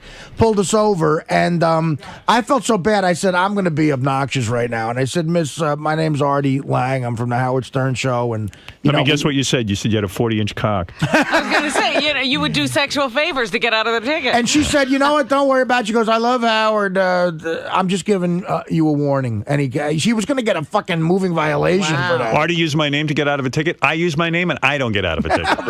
Really? Yeah. Oh, God. I've done that, and cops have given me tickets. What? Well, like I'll go, hey, Howard Stern, the guy in the rating guy, goes, oh, yeah, I know who you are. And he keeps writing. And he writes a ticket. See, the move is just to let them see who you are, I think. But yeah, I never say. And, sometimes they recognize me, and then they're nice. I say right away. Right, you say right away? Yeah, I have the PBA card, and they go, oh, where'd you get this from? And I said, well, I do a lot of charity work for the police. Senator John told me that never one. Pull out I said, that where'd you get that? I do a lot of charity work for the police. Oh, how do you do that? I go, well, I work on the Howard Stern Show. We do a lot of stuff. That's a good one. Yeah, that's good. I'm going to do that. I'm going to say I'm from the Letterman Show. See if that gets me anywhere. But I felt so bad for John. I said, I'm going to be like a little bit of a douchebag and say it out loud. And then she couldn't have been cooler. And I'm telling you, she was hot. So we're lucky because John's the only one of us that doesn't drink. Yeah, he was completely sober. Let's go to Bill, who wants to say hello. Bill, go ahead. Hey, welcome back, Howard. Thanks, man. Listen, this Ralph story, the only way it's going to be any way interesting to anybody but you or maybe Robin is if Ralph dies or gets arrested or... Well, you got to hold on. You got to hold on. Well, sir, that would be great. He gets his face punched in. Are you not enjoying the story? Because I did a random... No, I'm really listening, Howard. I just right, they just hate Ralph. And, we love to hate Ralph. Okay, because I did a random check. I said, is this interesting to everyone, or is it just to me and Artie and the guys who were there? And everyone said, no, we're all guessing the ending. We're leaping ahead and seeing what this will mean for Ralph in the future. The messages will make it better. They're on Gary preview page 1 in green. Okay, thank you. So I get up and I get this message. Give me a sec. Okay. Here we go. This is the first message. Hey, Hey, man, I know you're sleeping, but so what's he supposed to do? I have no place to go. We're going back to the city, I think. Fuck, man. These people. This chick's throwing up on the side of the road. Oh, my God, this is so fucked. All right, well, can you pack up my shit? Okay, thank you. Bye. So now it's about 4:30 in the morning, and he's going back home. And I'm like, what the fuck happened So that's here? the first message you get. You have to be completely puzzled. No, I'm puzzled. Yeah, right. So Yeah, then how did he get so out of it? Then the next one is time-stamped, I think, around 7 in the morning or 7:30. Hey, now. Hey, so I'm in Jersey City. What a fucking nightmare, man. Fucking guys ditched me. I didn't know where to go. I couldn't find your house. Went up and down the street. Couldn't find the street, and so I had to get on the bus.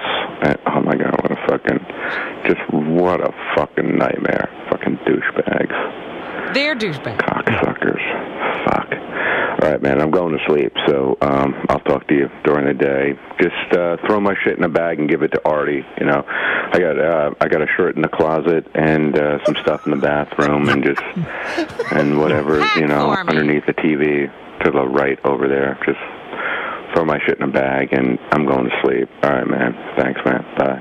After all drinking, he knew exactly where everything was. Did you hear that description? Yeah, he sounds very lucid. He sounds very alert and all this other shit. And I'm like, what the hell is going on? Yeah, what did they do to him? And then the third, and I'm like, well, what did these guys do? And I'm dying to wake Artie up, but I go, you know, Artie slept till like 1 o'clock. Artie locked his door so you couldn't. Yeah, I was in weekend mode. I put the air conditioning on. Did you sleep until noon or something? Well, on a night out, you know. I got home. I didn't get to sleep till about 2:30, and I put the air conditioning on about 58.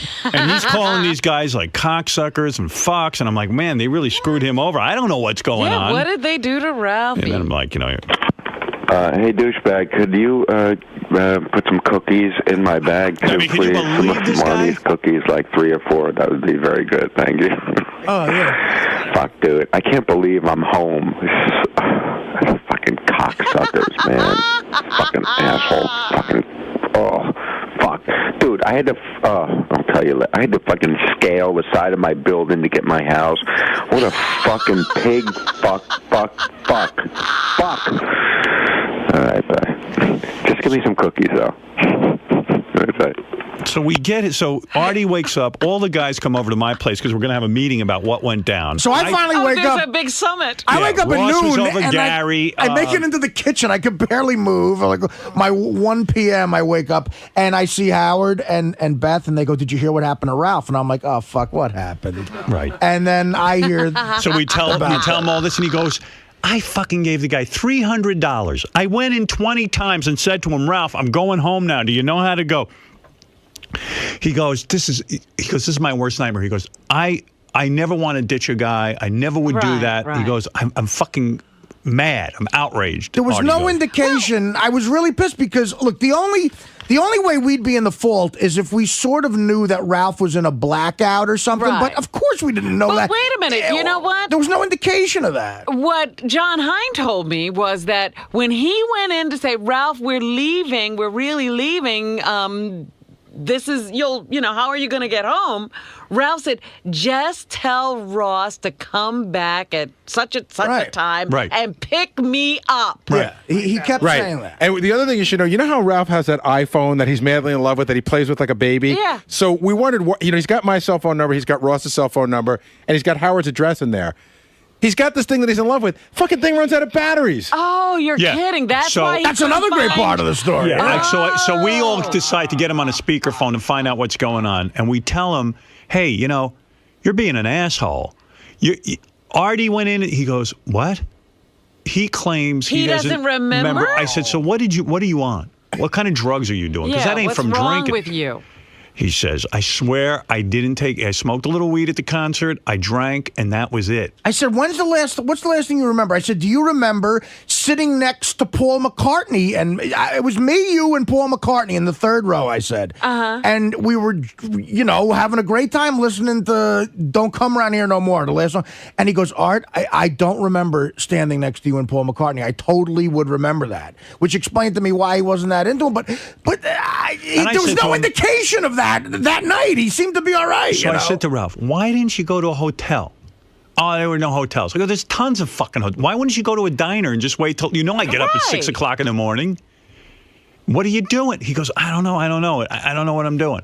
Somehow he latched on to some guy. Yeah. This is the mystery thing. That he was driving around with. And because his iPhone, the single biggest advancement in the history of technology, that he can't call anybody, he borrows the guy's cell phone to call Howard. So now the guy has Howard's in his phone. Yeah, so clearly the guy knew Ralph was. Of course, he knows Ralph and Howard. That's why he's doing all. And they're going up and down. And Ralph got out of the guy's car at one point and started yelling, "Does anyone know where Howard Stern lived?" And he said, "Fuck it." Know that? Because Ralph told us he did it. He goes, at some point, I was desperate, dude. I'm sorry, but I was desperate. Whatever he was on, he must have come off. But he got next to a very big celebrity's house who lives next to Howard. That was like a landmark. There's another sort of very big celebrity there, and as there are all over the place. And so he knew that was close by, and we were like, well, then you couldn't get it it's only like a little ways further. He's like, no, I couldn't do it. I was yelling at Howard's name.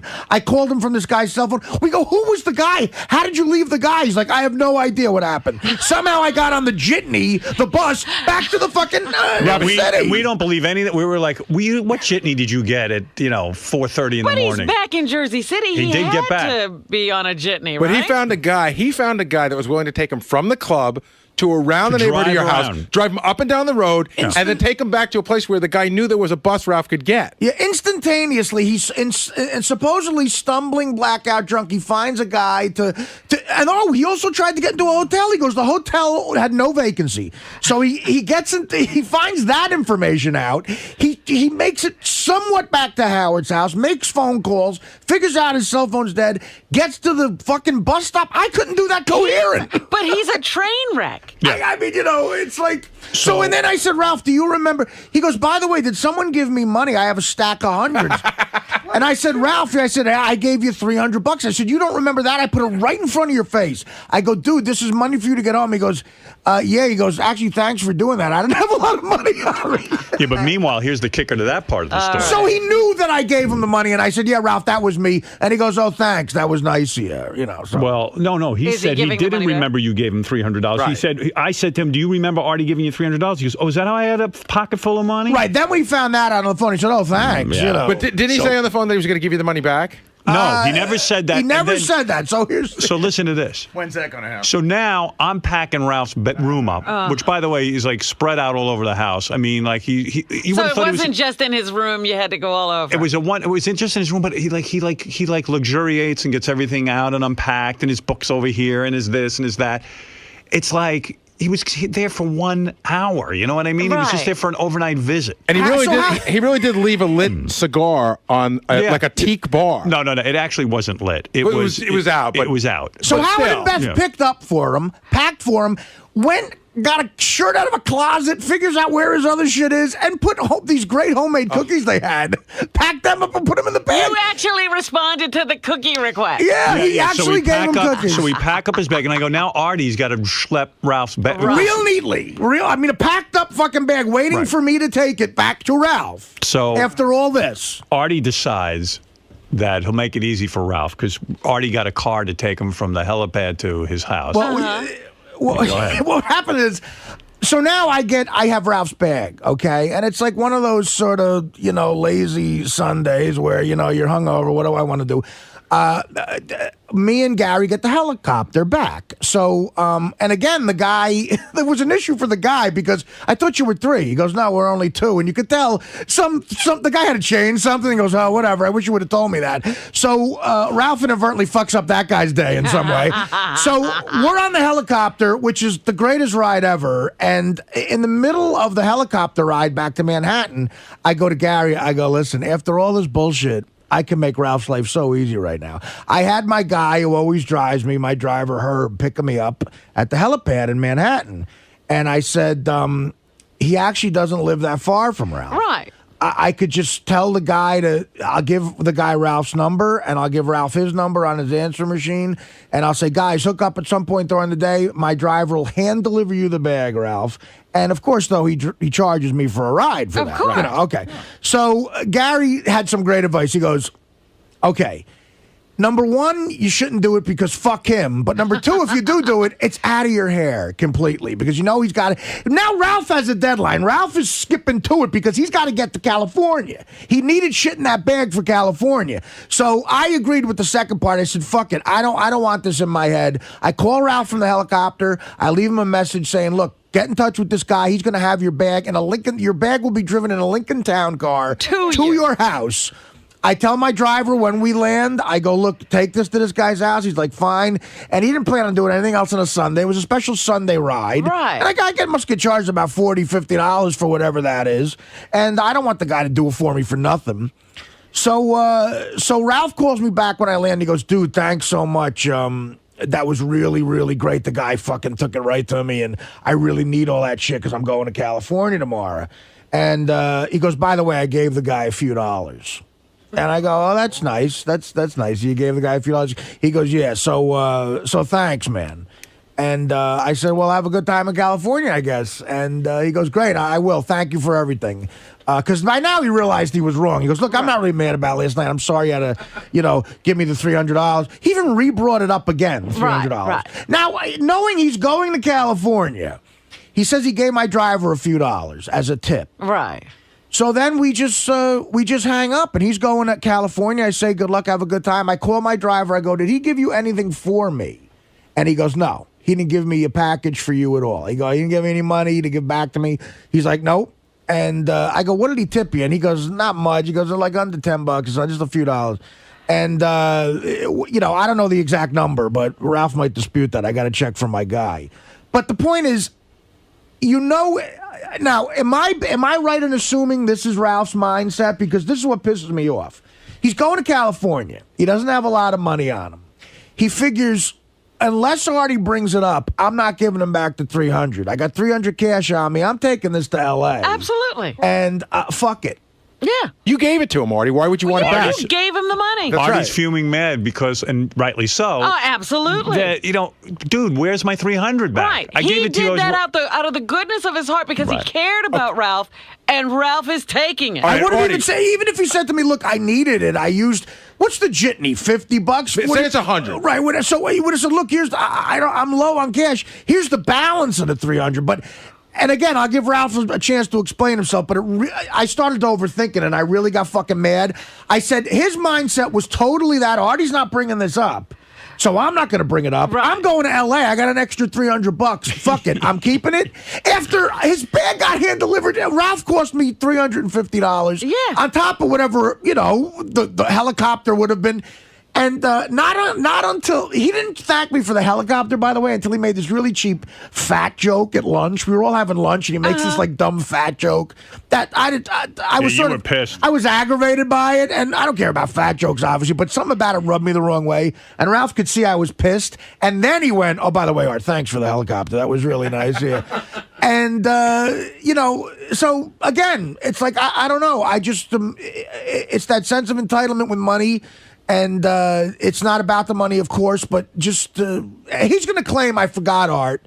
I forgot, or of course I was going to pay you back. Is there any way I let him on in thinking you don't have to pay me that money back? I don't think I said that. No. And in fact, I want to ask you guys a question because Ralph got mad at me on a wrap-up show a couple of weeks ago. He said that I'm the one who started this rumor, a fact about him that's wrong, that he has a sense of entitlement. But doesn't everything in that story show he feels he has a right to be on the helicopter, a right to have his bag delivered with cookies, by the way? But Ralph knows that he has a sense of entitlement. But how do you not know? He wouldn't even recognize it because he's so entitled. How does he not remember the whole night? Because he's blacking out. But Howard, a couple of hours later, when you're like that, a couple hours later he describes to the longitude and latitude where all the shit is in his room. Yeah. I got stuff a little bit to the right there. There's a shirt in the closet. In a blackout, I would remember had a shirt in a fucking closet. But he wasn't drinking then. This is, you got him before and after blackout. Speaking of blackouts, though, is Isaac here or is he on his honeymoon? I don't know. Isaac got married on Sunday. Well, Isaac's one of our guys who works on Howard TV. Great guy. What did you say? He's on his honeymoon. Oh, too bad. Because what? After all that telling about how Ralph's inappropriate, I'm going to be the... Here's a story about me being the most inappropriate. Artie accepted the invitation. I had RSVP'd that I wasn't coming. Right. Although I did send Isaac a gift, which he'll probably get when he gets back. But anyway, Artie was going to the wedding. Yeah. So what happened? Again, Isaac invited me to the wedding. Me and Isaac are friends. I think he's great. I know his wife, his now wife. Susie. They were getting married Sunday, and I went out Friday night, and I slept a day and a half. Get out of here. Hungover. And you slept a day and a half? I woke up Saturday afternoon. And again, this is what happens. If I don't have like a woman in my life to take care of me like a little baby, I forget stuff like this. So I totally forgot about the wedding. And I guess I have other friends who were going. All it would have taken is one guy to go, Art, how you getting to the wedding? You want to go together? Like, there was not one call like that. I know Richard went. You know what I mean? It was like, and I'm sitting there like in a daze, hungover, reading the sports section. I didn't remember till last night at 10 o'clock. I gander over at my fucking refrigerator and I see the invitation, and I had a feeling of such horror. Wait a minute. You didn't go to the refrigerator all weekend? I did, but it's like, this is what happens. I put it when up. You hang stuff on a refrigerator, you don't... I put it up a month ago. It became part of the refrigerator. Right. And I totally, I look at it and I go, I didn't go to fucking Isaac's wedding. And I didn't even call. So now, it was too of crap. I heard a rumor too, Robin, that you bailed on Isaac's wedding a week before the event. He knew that was a possibility. Oh, okay. You're it was too late. it was too late to call him. It was 10 o'clock last night. So I said, listen, I'm sure people at the show know about this. I'm going to have to deal with it. I sat down and I literally wrote a 3-page apology. You should read that on the air. You want me to? You should make it public. Well, let me is give it boring or is it good? It's me thinking of every self-deprecating, awful thing about myself to say. Don't read it then. Before he's no, you know what? If he wants to, I'll give it to him. If he wants to read it, he can read it. But I also, and of course, to put a period at the end of the inappropriate you sentence, have to give a huge gift. I gave more money because I feel so guilty. What'd you give him? I'm not going to say that. If he could read the note and say how much if he wants, but I got it sealed here, marked to him. And guys, I'll say this to when I see you. I'm so sorry, guys. I felt horrible. Because when I did bail, Isaac said, "Well, Artie's going to be there by himself." Oh God. Well, no, he's not actually. By the way, I know I told that assistant of mine to remind me about this, but anyway, I'm not going to. It's time. I'm not going to blame him. It's time you went to franklincovey.com, got yourself an appointment book, and started taking responsibility for this shit. You're right. This is what Howard's been preaching all along. I'm telling you, it enables you to become a man. I don't forget about gigs where I'm getting paid. That's for sure. That's true. That's true. You never sleep through those. Isaac's a good guy, and I feel terrible about it. And I'll give him this Magna Carta I wrote. Yeah. Hey, anyway, so I feel like a little baby. You know what I mean? Like I'm 39. I forgot to go to a friend's wedding. When are you going to turn 40? It seems like you've been 39 for about 5 years. I'm Jack Benny. You know what's weird? October 11th. The weird part of Isaac's wedding, and this is why we got to get him in here when he comes back from his honeymoon. Where'd he go? I don't even know. I don't know. If you'd been at the wedding, you might have found out. Yeah, I might have known. I feel terrible. So anyway, he had the most random invite list. You know how we always have trepidation about throwing a party because you have to cut certain people off? Yeah. But it was like I got invited, you got invited. Now, some people were pissed Artie got invited over them because they were like, well, I know Isaac longer. Like Gary didn't get invited. Gary didn't get an invite? And he even said to me, look, I'm not complaining. I don't want to go to a fucking wedding. But not on no Labor Day weekend. No. Oh, people who get married on Labor Day weekend, you want to take them and smash their head into a fucking wall. You want to smash their head into a wall. Well, that's a whole other rap, but, look, I went to his bachelor party. I did a shot with his best man. I was like, I can't wait for the wedding. It's my bad. Sometimes you drop the ball. I drop the ball, but Teddy, fuck him. It's his fault. So Isaac's on the phone. I got to ask you. Isaac's on the phone from his honeymoon? Hey, Isaac. Hey, what's up, guys? Hey, congratulations, by the way, to you and Susie. Thanks very much. Yeah. Thanks for the notice. Howard sent me a really nice note. It was very heartfelt. Yes, and I will actually have I have a gift for you, but I have a gift for you too. There you go. Great. Anyway. Your guest list was kind of random. It was weird. Like Artie, me, Robin. Was Fred invited? Were you But invited? wasn't Fred? invited. No, you know. No. Was there's a lot of things. You know how hard it is to put together a party that has a limited number of seats. It's not easy. but like, why Richard and like Ronnie the limo driver over Gary? Okay, I'll tell you why. Because I went out to Richard's house to shoot Weekend at the Christie's, and I bonded with Richard, and I've been friends with Richard since the day he arrived at K-Rock. I was close to Richard. Why Ronnie? Because I used to do the hallway camera, and I had, spent a lot of time with Ronnie. And even though Ronnie breaks my balls constantly, probably more than anybody at the show, Ronnie's always doing it with a smile. So the way I gauged it was I couldn't invite everyone from the show. There were people that I wanted to invite that I couldn't invite because of numbers and because of, you have to let your parents and you have to let your bride invite people. And I kind of thought of it as, when I look out into that crowd, who are the faces that I really, really want to see? And you don't want to see Gary's face. No. You didn't want to see Gary or Fred. I like Gary, but I don't have that closeness with Gary that I have with some other people on the show. Yeah, I don't blame you about Fred, too. I mean, I understand that. Well, I was upset. When I get married, I don't want to look out and see Fred. You don't want to look out and see Fred? No. Consider me a no. I love Fred. I just don't know. I just don't have like a closeness. I had to gauge. No one has a closeness to Fred. I got one for him, Howard. Wow. Hey, Isaac. Pound. Congratulations on. Believe me, I'm not that pissed. But there's a guy out there that seems a little upset that I thought that Isaac was really good friends with. Who? Will. Isaac and Will are pretty friendly. So how do you pick Richard, say, over Will? Like I said, I actually had a B list, and I told Will that he was on my B list. He's B list. Well, just so you don't feel bad, you're on the B list. Well, at least he was on a list. That's right. No, he was on a B list, and our list got really big because I apparently have a lot of cousins that I don't know about. Why would Artie be on your list, though? Are you close to Artie? I thought I was. Yeah, no, me and Isaac are very friendly. And, dude, again, I don't know if you heard before, but I have no excuse. Without a broad in my life to take care of me like a little fucking fat baby, I went out Friday night. I slept all day Saturday and Sunday. Last night at 10 o'clock, I looked at my refrigerator at your invitation, man, and I became horrified. And I realized no one called me. No one even said. Well, my invitation was on your refrigerator, and you didn't see it for 2 days. I don't believe that. Well, that's what I said. He had to go to the refrigerator. No, it became sort of part of the scenery. Yeah, it became like part of the refrigerator, and I because it was up there for so long. But I mean, I have no excuse. I literally. That's bad. No one called. What do you have an assistant for? Well, listen, I guarantee I told that Teddy little motherfucker to remind me about it because You're gonna fire his ass, or you? I just would have liked to have seen. You would have had a great time. Isaac, you know what's sad? A B-lister could have taken his place. That's right. Like Will. That's of course, And Will's a B-lister. Isaac, I am so sorry, man. I wrote you a 3-page apology.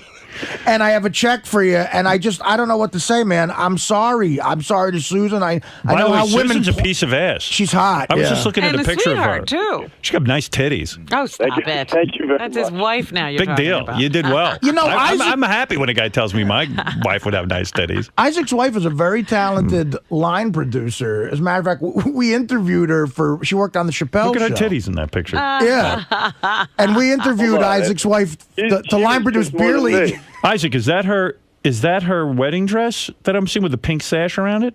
Or is that like an that's her wedding dress. Boy, with the titties like that, huh? Pretty revealing. Yeah, she got into really good shape for the wedding. She's always been great. I mean, she's amazing. I definitely scored out of my league. She wear a bikini or a one piece? She wears a bikini. She doesn't really She doesn't really like the sun though, so she stays out of the sun. So she's got a flat, hard stomach. She's in amazing shape right now. She does have a flat stomach. She's got a great body. And those are real titties? Good breast to stomach ratio. And that's real boobies? Those are real boobs. Nice. She got a nice but, face too. She was really. I mean, I think one of the first things that she said to me, she looked out and she goes, "Artie's not here." Oh God, I'm like, yeah. Hey, like, well, let's give him a little time. Maybe he's late, but.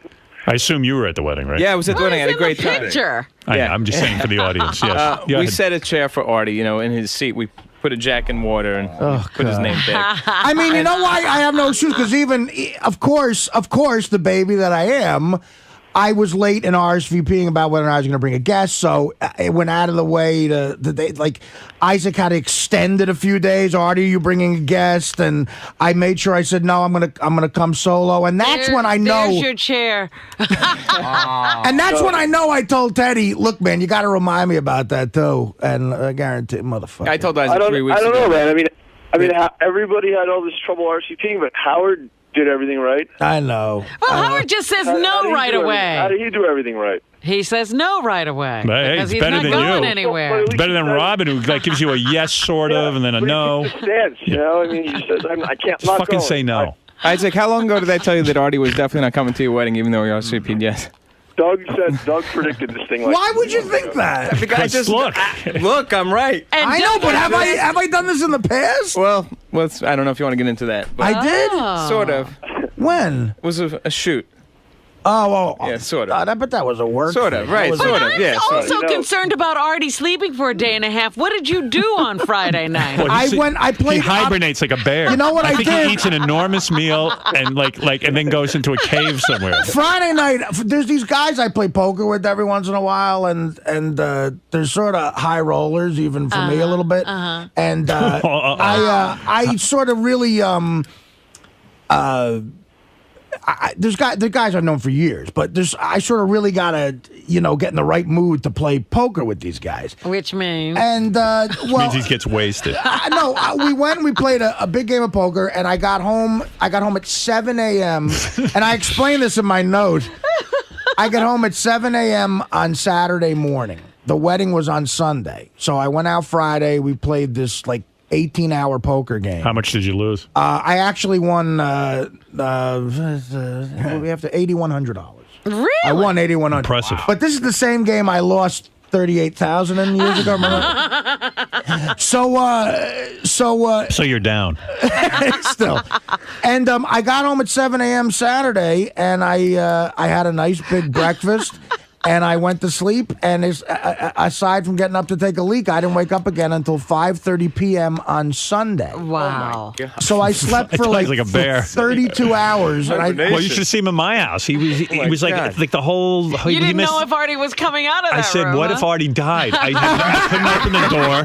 As a matter of fact, I was so afraid that I was going to just keep continuing sleeping at hours. Ed, you're on the air. Go ahead, and then we'll get to Richard. Yes, Ed. Hey, I think Artie's back on heroin. I don't think so. He's missing the wedding. He's carrying lots of cash with him. Who carries all that cash with him? Well, when you're going to play poker, what are you talking about? All right, let's go to... like the cash I gave to Ralph. $300 out in the Hamptons. The world is not exactly your oyster, Ralph. Yeah, Mike, you're on the air in Toronto. Yeah, it's Paul. I just wanted to go back to the thing about Ralph asking you for cookies. What was that all about? Pack my bag and throw some cookies in there. Well, we had these delicious homemade cookies. And, unbelievable. He was all angry that not only did he have to go back to Jersey City, but that he missed the cookies that were going to be for lunch. He's still thinking about the cookies. Yeah. Well, where's the manners, too? He just calls and says, do it. Yeah, well, that's why he gets this thing about being entitled. Now, where did he go in California? Because Sam Simon and him had a falling out, so he's glomming off John Stamos. So he took the Stamos invitation. He went to Stamos' house. Stamos went to Burning Man out in California. And left Ralph the house for the weekend. Wow. Yeah. So he goes, I'm glad Stamos has kind of got the place to myself. Oh my goodness. I'm thinking of the week Ralph had last week, and again, my great week ended. Yeah. When I got on the helicopter. Right. His was just beginning. He had other plans. What do you want to say, Richard? Oh, back to the Artie sleeping thing. We took a nap together on the Rescue Me set in his trailer, and this assistant girl, I felt so bad for her. She had to wake him up from his nap, and he was out of it. She was like, Artie, yeah, and Langford's there with a microphone recording it all. And he looked so funny when he woke up. He just stared and looked around like he had just been born or something. I'm like a baby. Like a crazy kind of sleeper. On that point, I'm so depressed. But I got back from this card game. I had won a little money. I was a little hungover. I had cold pizza that was left over in my refrigerator and 2 Cokes. Ugh. And then I slept. I slept for 34 hours. Me and Doug were talking at the wedding. I don't even think that's possible. possible? We wanted to guess, like, I'm sure Artie is giving Isaac a ridiculous amount of money because he didn't make the wedding. Like, he's throwing money Listen, at him. Isaac, tell me how much. Giving him all of his Isaac's winnings. gone already. I hung up on him. I didn't mean to hang up on him. Yeah, I mean, must have. there's a reason that Isaac had a wedding on a Sunday on a holiday weekend in the morning because they had low budget. Yeah. So I know. one seat was a big deal. I know. And I What'd felt, you give him? I'm not saying Come that's on. up to Isaac if he wants to. But the one thing I will say to Isaac, I said, please just don't waste your time arguing with me. Give me over under $3,000. Is ripping it up 4 the check. figures? Is it over $3,000 or under? Is it 4 figures?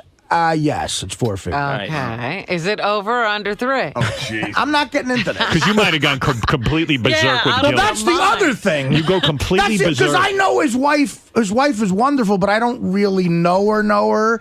So it's like I guarantee you, the note that I wrote. I just tried to think of every awful way to insult myself. And then at the end, I said, look, I'm sure this figure is inappropriate, but please, what else would you expect at this point? I have no other way to make up. Yeah, and again, this is you can see why I. Artie's insane with money because I'm a pretty good tipper. I really am. And this guy, like, we go to a concert and they had a bartender there, and he says to the guy, not even a bartender, like a guy serving drinks, right? And he just says to the guy, you could tip him $50. And then, like, he gives. I was going to ask, but Artie, those guys do pay attention to you for the rest of the night. I want to make sure I never without a drink, and I'm Well, like, he's got a problem. Yeah, I was going to ask you, Artie, because I noticed it. I got to say, you are the most amazing tipper I've ever seen. I watched you the whole weekend. He goes to the helipad, for example. Some guy takes his bag out of Artie's car and puts it on the helicopter. Artie gives him $100. It was like Artie, that was like a 10-foot walk. That guy brought it into the thing. It was like a 10-foot walk. $100? He's Jackie Gleason. Again, it's and the thing, it's not out of kindness. It's out of insane insecurity, which is why. Like, are you afraid that guy's going to talk bad about you? No, I don't know what it's. No, because I tip with money I didn't have before I had money. I would over-tip. I thought you were just constantly. too lazy to get change of $100, so you just give everyone $100. Maybe that has happened before. Smaller. That has without question happened before. It's like, I don't want to. I'm like, just take it. I don't know. I mean, but even handing Ralph $300, it doesn't take $300 to get back to Well, I wanted to make sure, look, there's no way this fucking guy could not get back. It was very nice of you. But, I heard you guys had a bet whether or not Ralph was going to pay me back. Was that true? I don't know. I did. I said, we did. You were the only one that said he would pay back. Ross and I both said he wouldn't pay back. And now he's going to pay back because he it's will been pay brought back. Well, now up you've on embarrassed the air. him. Right, but he will But pay he wouldn't have paid back had it been left. Now, you have no radio show. So he never paid you back. Right. Not yet. As of now, but I'm sure you're right, Howard. I'm sure he'll pay me back eventually. Now, Did he ever pay you that bet? Although actually he didn't. And I was up in the air. And I was out on the air just the same way. Dominic Barber, you're on the air. Yeah, I don't think he should feel bad asking about the wedding because when my daughter got married, Robin never told us whether she was or wasn't coming.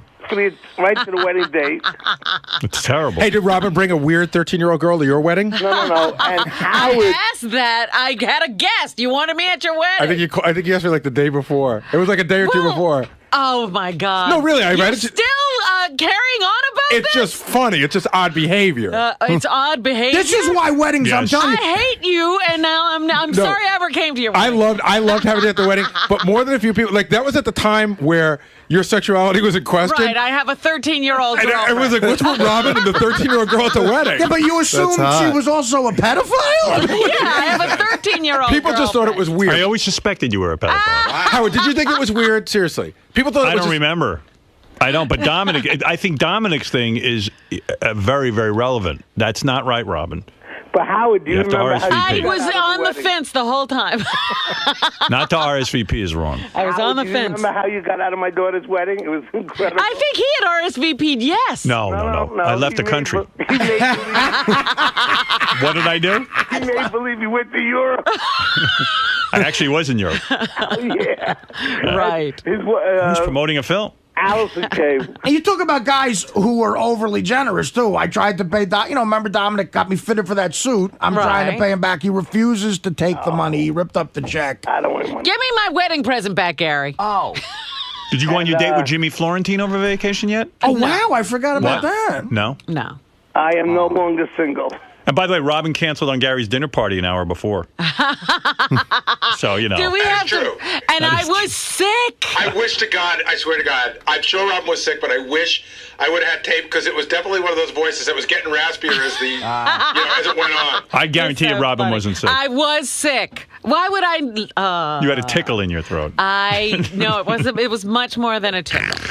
You know what I worry about? Women especially take weddings so seriously, and I've fucked up in the past with shit And like I this. gave Dominic's daughter a wonderful present. Very nice. Very and generous. so did Howard. No, you both gave great presents. All right, thanks, Dominic. Let me move on because Lisa G's got it. What is it, Doug? Oh, no, just one more thing about the wedding. When a hillbilly tries to dress himself up in a tuxedo, it was so funny. Richard was so clueless with what he was wearing. You know those like a handkerchief that you wear, like you're supposed to have a nice handkerchief. So Richard had it, and I was like, that looks too pocket perfect. square. Yeah. Yeah. So I lifted it. It was so attached. I pulled it out. It's attached to the cardboard with the price tag on it still. And then he had he couldn't button his shirt, so the button's unbuttoned on the top button with a black T-shirt underneath sticking out. Richard, you were doing a bit. You know that you can't have the box and the receipt on the fucking handkerchief. No, I had it inside my pocket where you couldn't see most of the time. Doug just pulled it out. You never took it off? No. If you can't see it, why take it off? Got a point there. There's Richard. But I gotta say, Howard, I gotta give you a compliment. Like you Jewish people know how to throw a wedding. It was a blast. Think all Jews? Think all Jews know how to do it? Oh man, like I got to thank a couple of shitty Jewish weddings. I got to thank Isaac and Susie because it was a lot of fun. They lifted them up on the chairs and everybody was dancing and the booze was flowing. It was a lot of fun. Richard's like, why are they lifting the Jews up in the air? It's symbolic of getting away in the Holocaust. Richard's like, where's the rope? You say everything's amazing though, so no, I had a great time. It was a morning wedding. He was drunk off his ass by like 12:30. Bill, you're on the air in Harrisburg. Hey, Howard, how are you? Free booze. First time caller, long time listener. I was actually wondering if Isaac would ask Artie to read the letter over the air. Oh, Artie will read it on the air. Do you want to hear it? Yeah, right now. Yeah, let's hear your letter. He said he would let Isaac do that. Isaac will reveal the amount. No, he said Isaac could read the letter if he wanted. Okay, listen. No, I put the kill on reading Isaac's letter because I just thought it would be real long, but maybe it'd be funny. It's three. It's going to be hilarious. Let's hear it. Come on, read it. I'm not. There's no way I'm telling you what the check is for. All right, well then just leave out the dollar amount. Just leave out the dollar amount and read the letter. Let's go blank. You want Isaac back on the phone to hear it? Nah. Yeah, he should hear his apology in person. Well, I mean, again, I wrote this at the height of feeling so. I might have had as soon as you. I know, it's awesome radio. Definitely. I might have had a whiskey. I'm feeling Fred's piano music coming on The height too. of self-hatred is what I wrote. Let's hear your letter. Go ahead. Isaac and Susan. It's already funny. It's already great. Isaac and Susan. Friday night I went out drinking. I got home at 7 a.m. Saturday morning, September 1st. Here's the chronology. I passed out, and when I woke up, it was Sunday at 5:30 p.m. What an incredible life story. It is now Monday. Your mom should frame this one. Yeah. It is now Monday, September 3rd at 10 p.m., and it wasn't until 15 minutes ago that I realized in horror I missed your wedding. Isaac and Susan, I am a drunk. Yes. Well, listen, words can't express how sorry I am. I consider you guys great friends, and I'm a wreck about it. I offer nothing that can be even barely recognized as an explanation, except to say that I am a mess.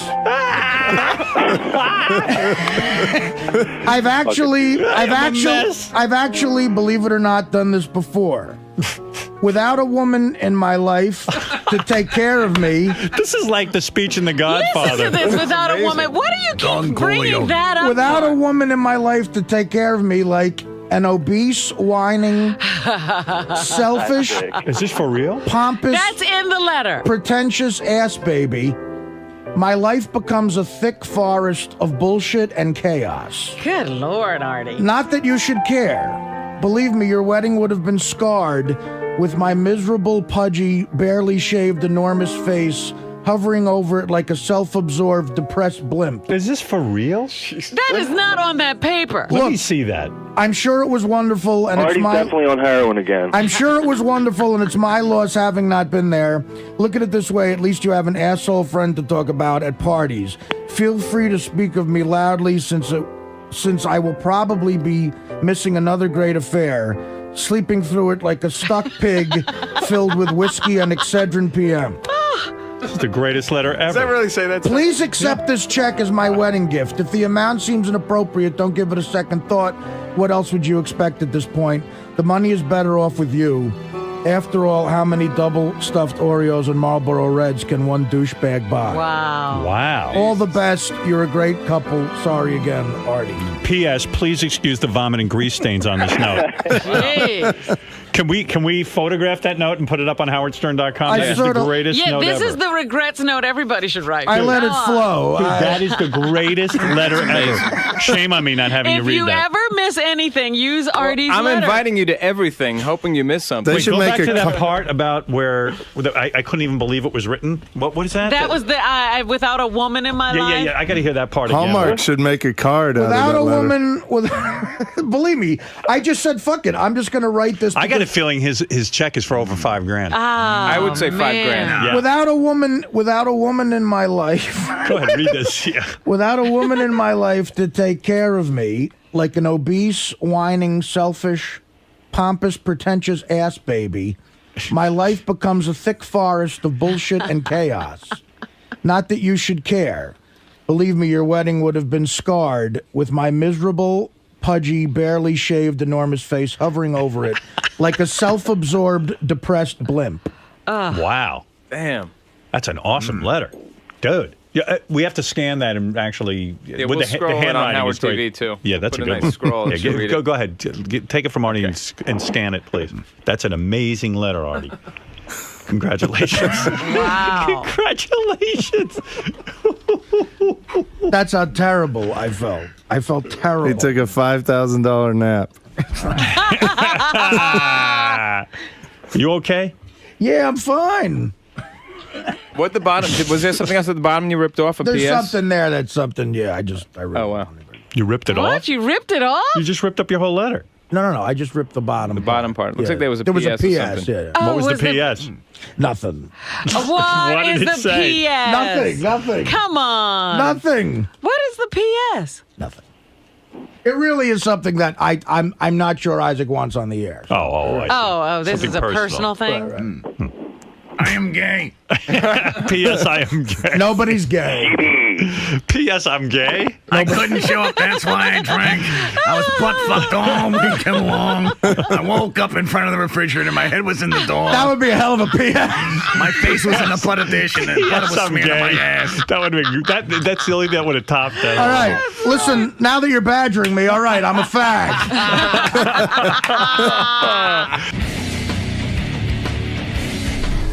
Artie, that was... You were pulling no punches in the self-deprecating department there. I felt awful. It's a terrible, selfish thing to do. What can I tell you?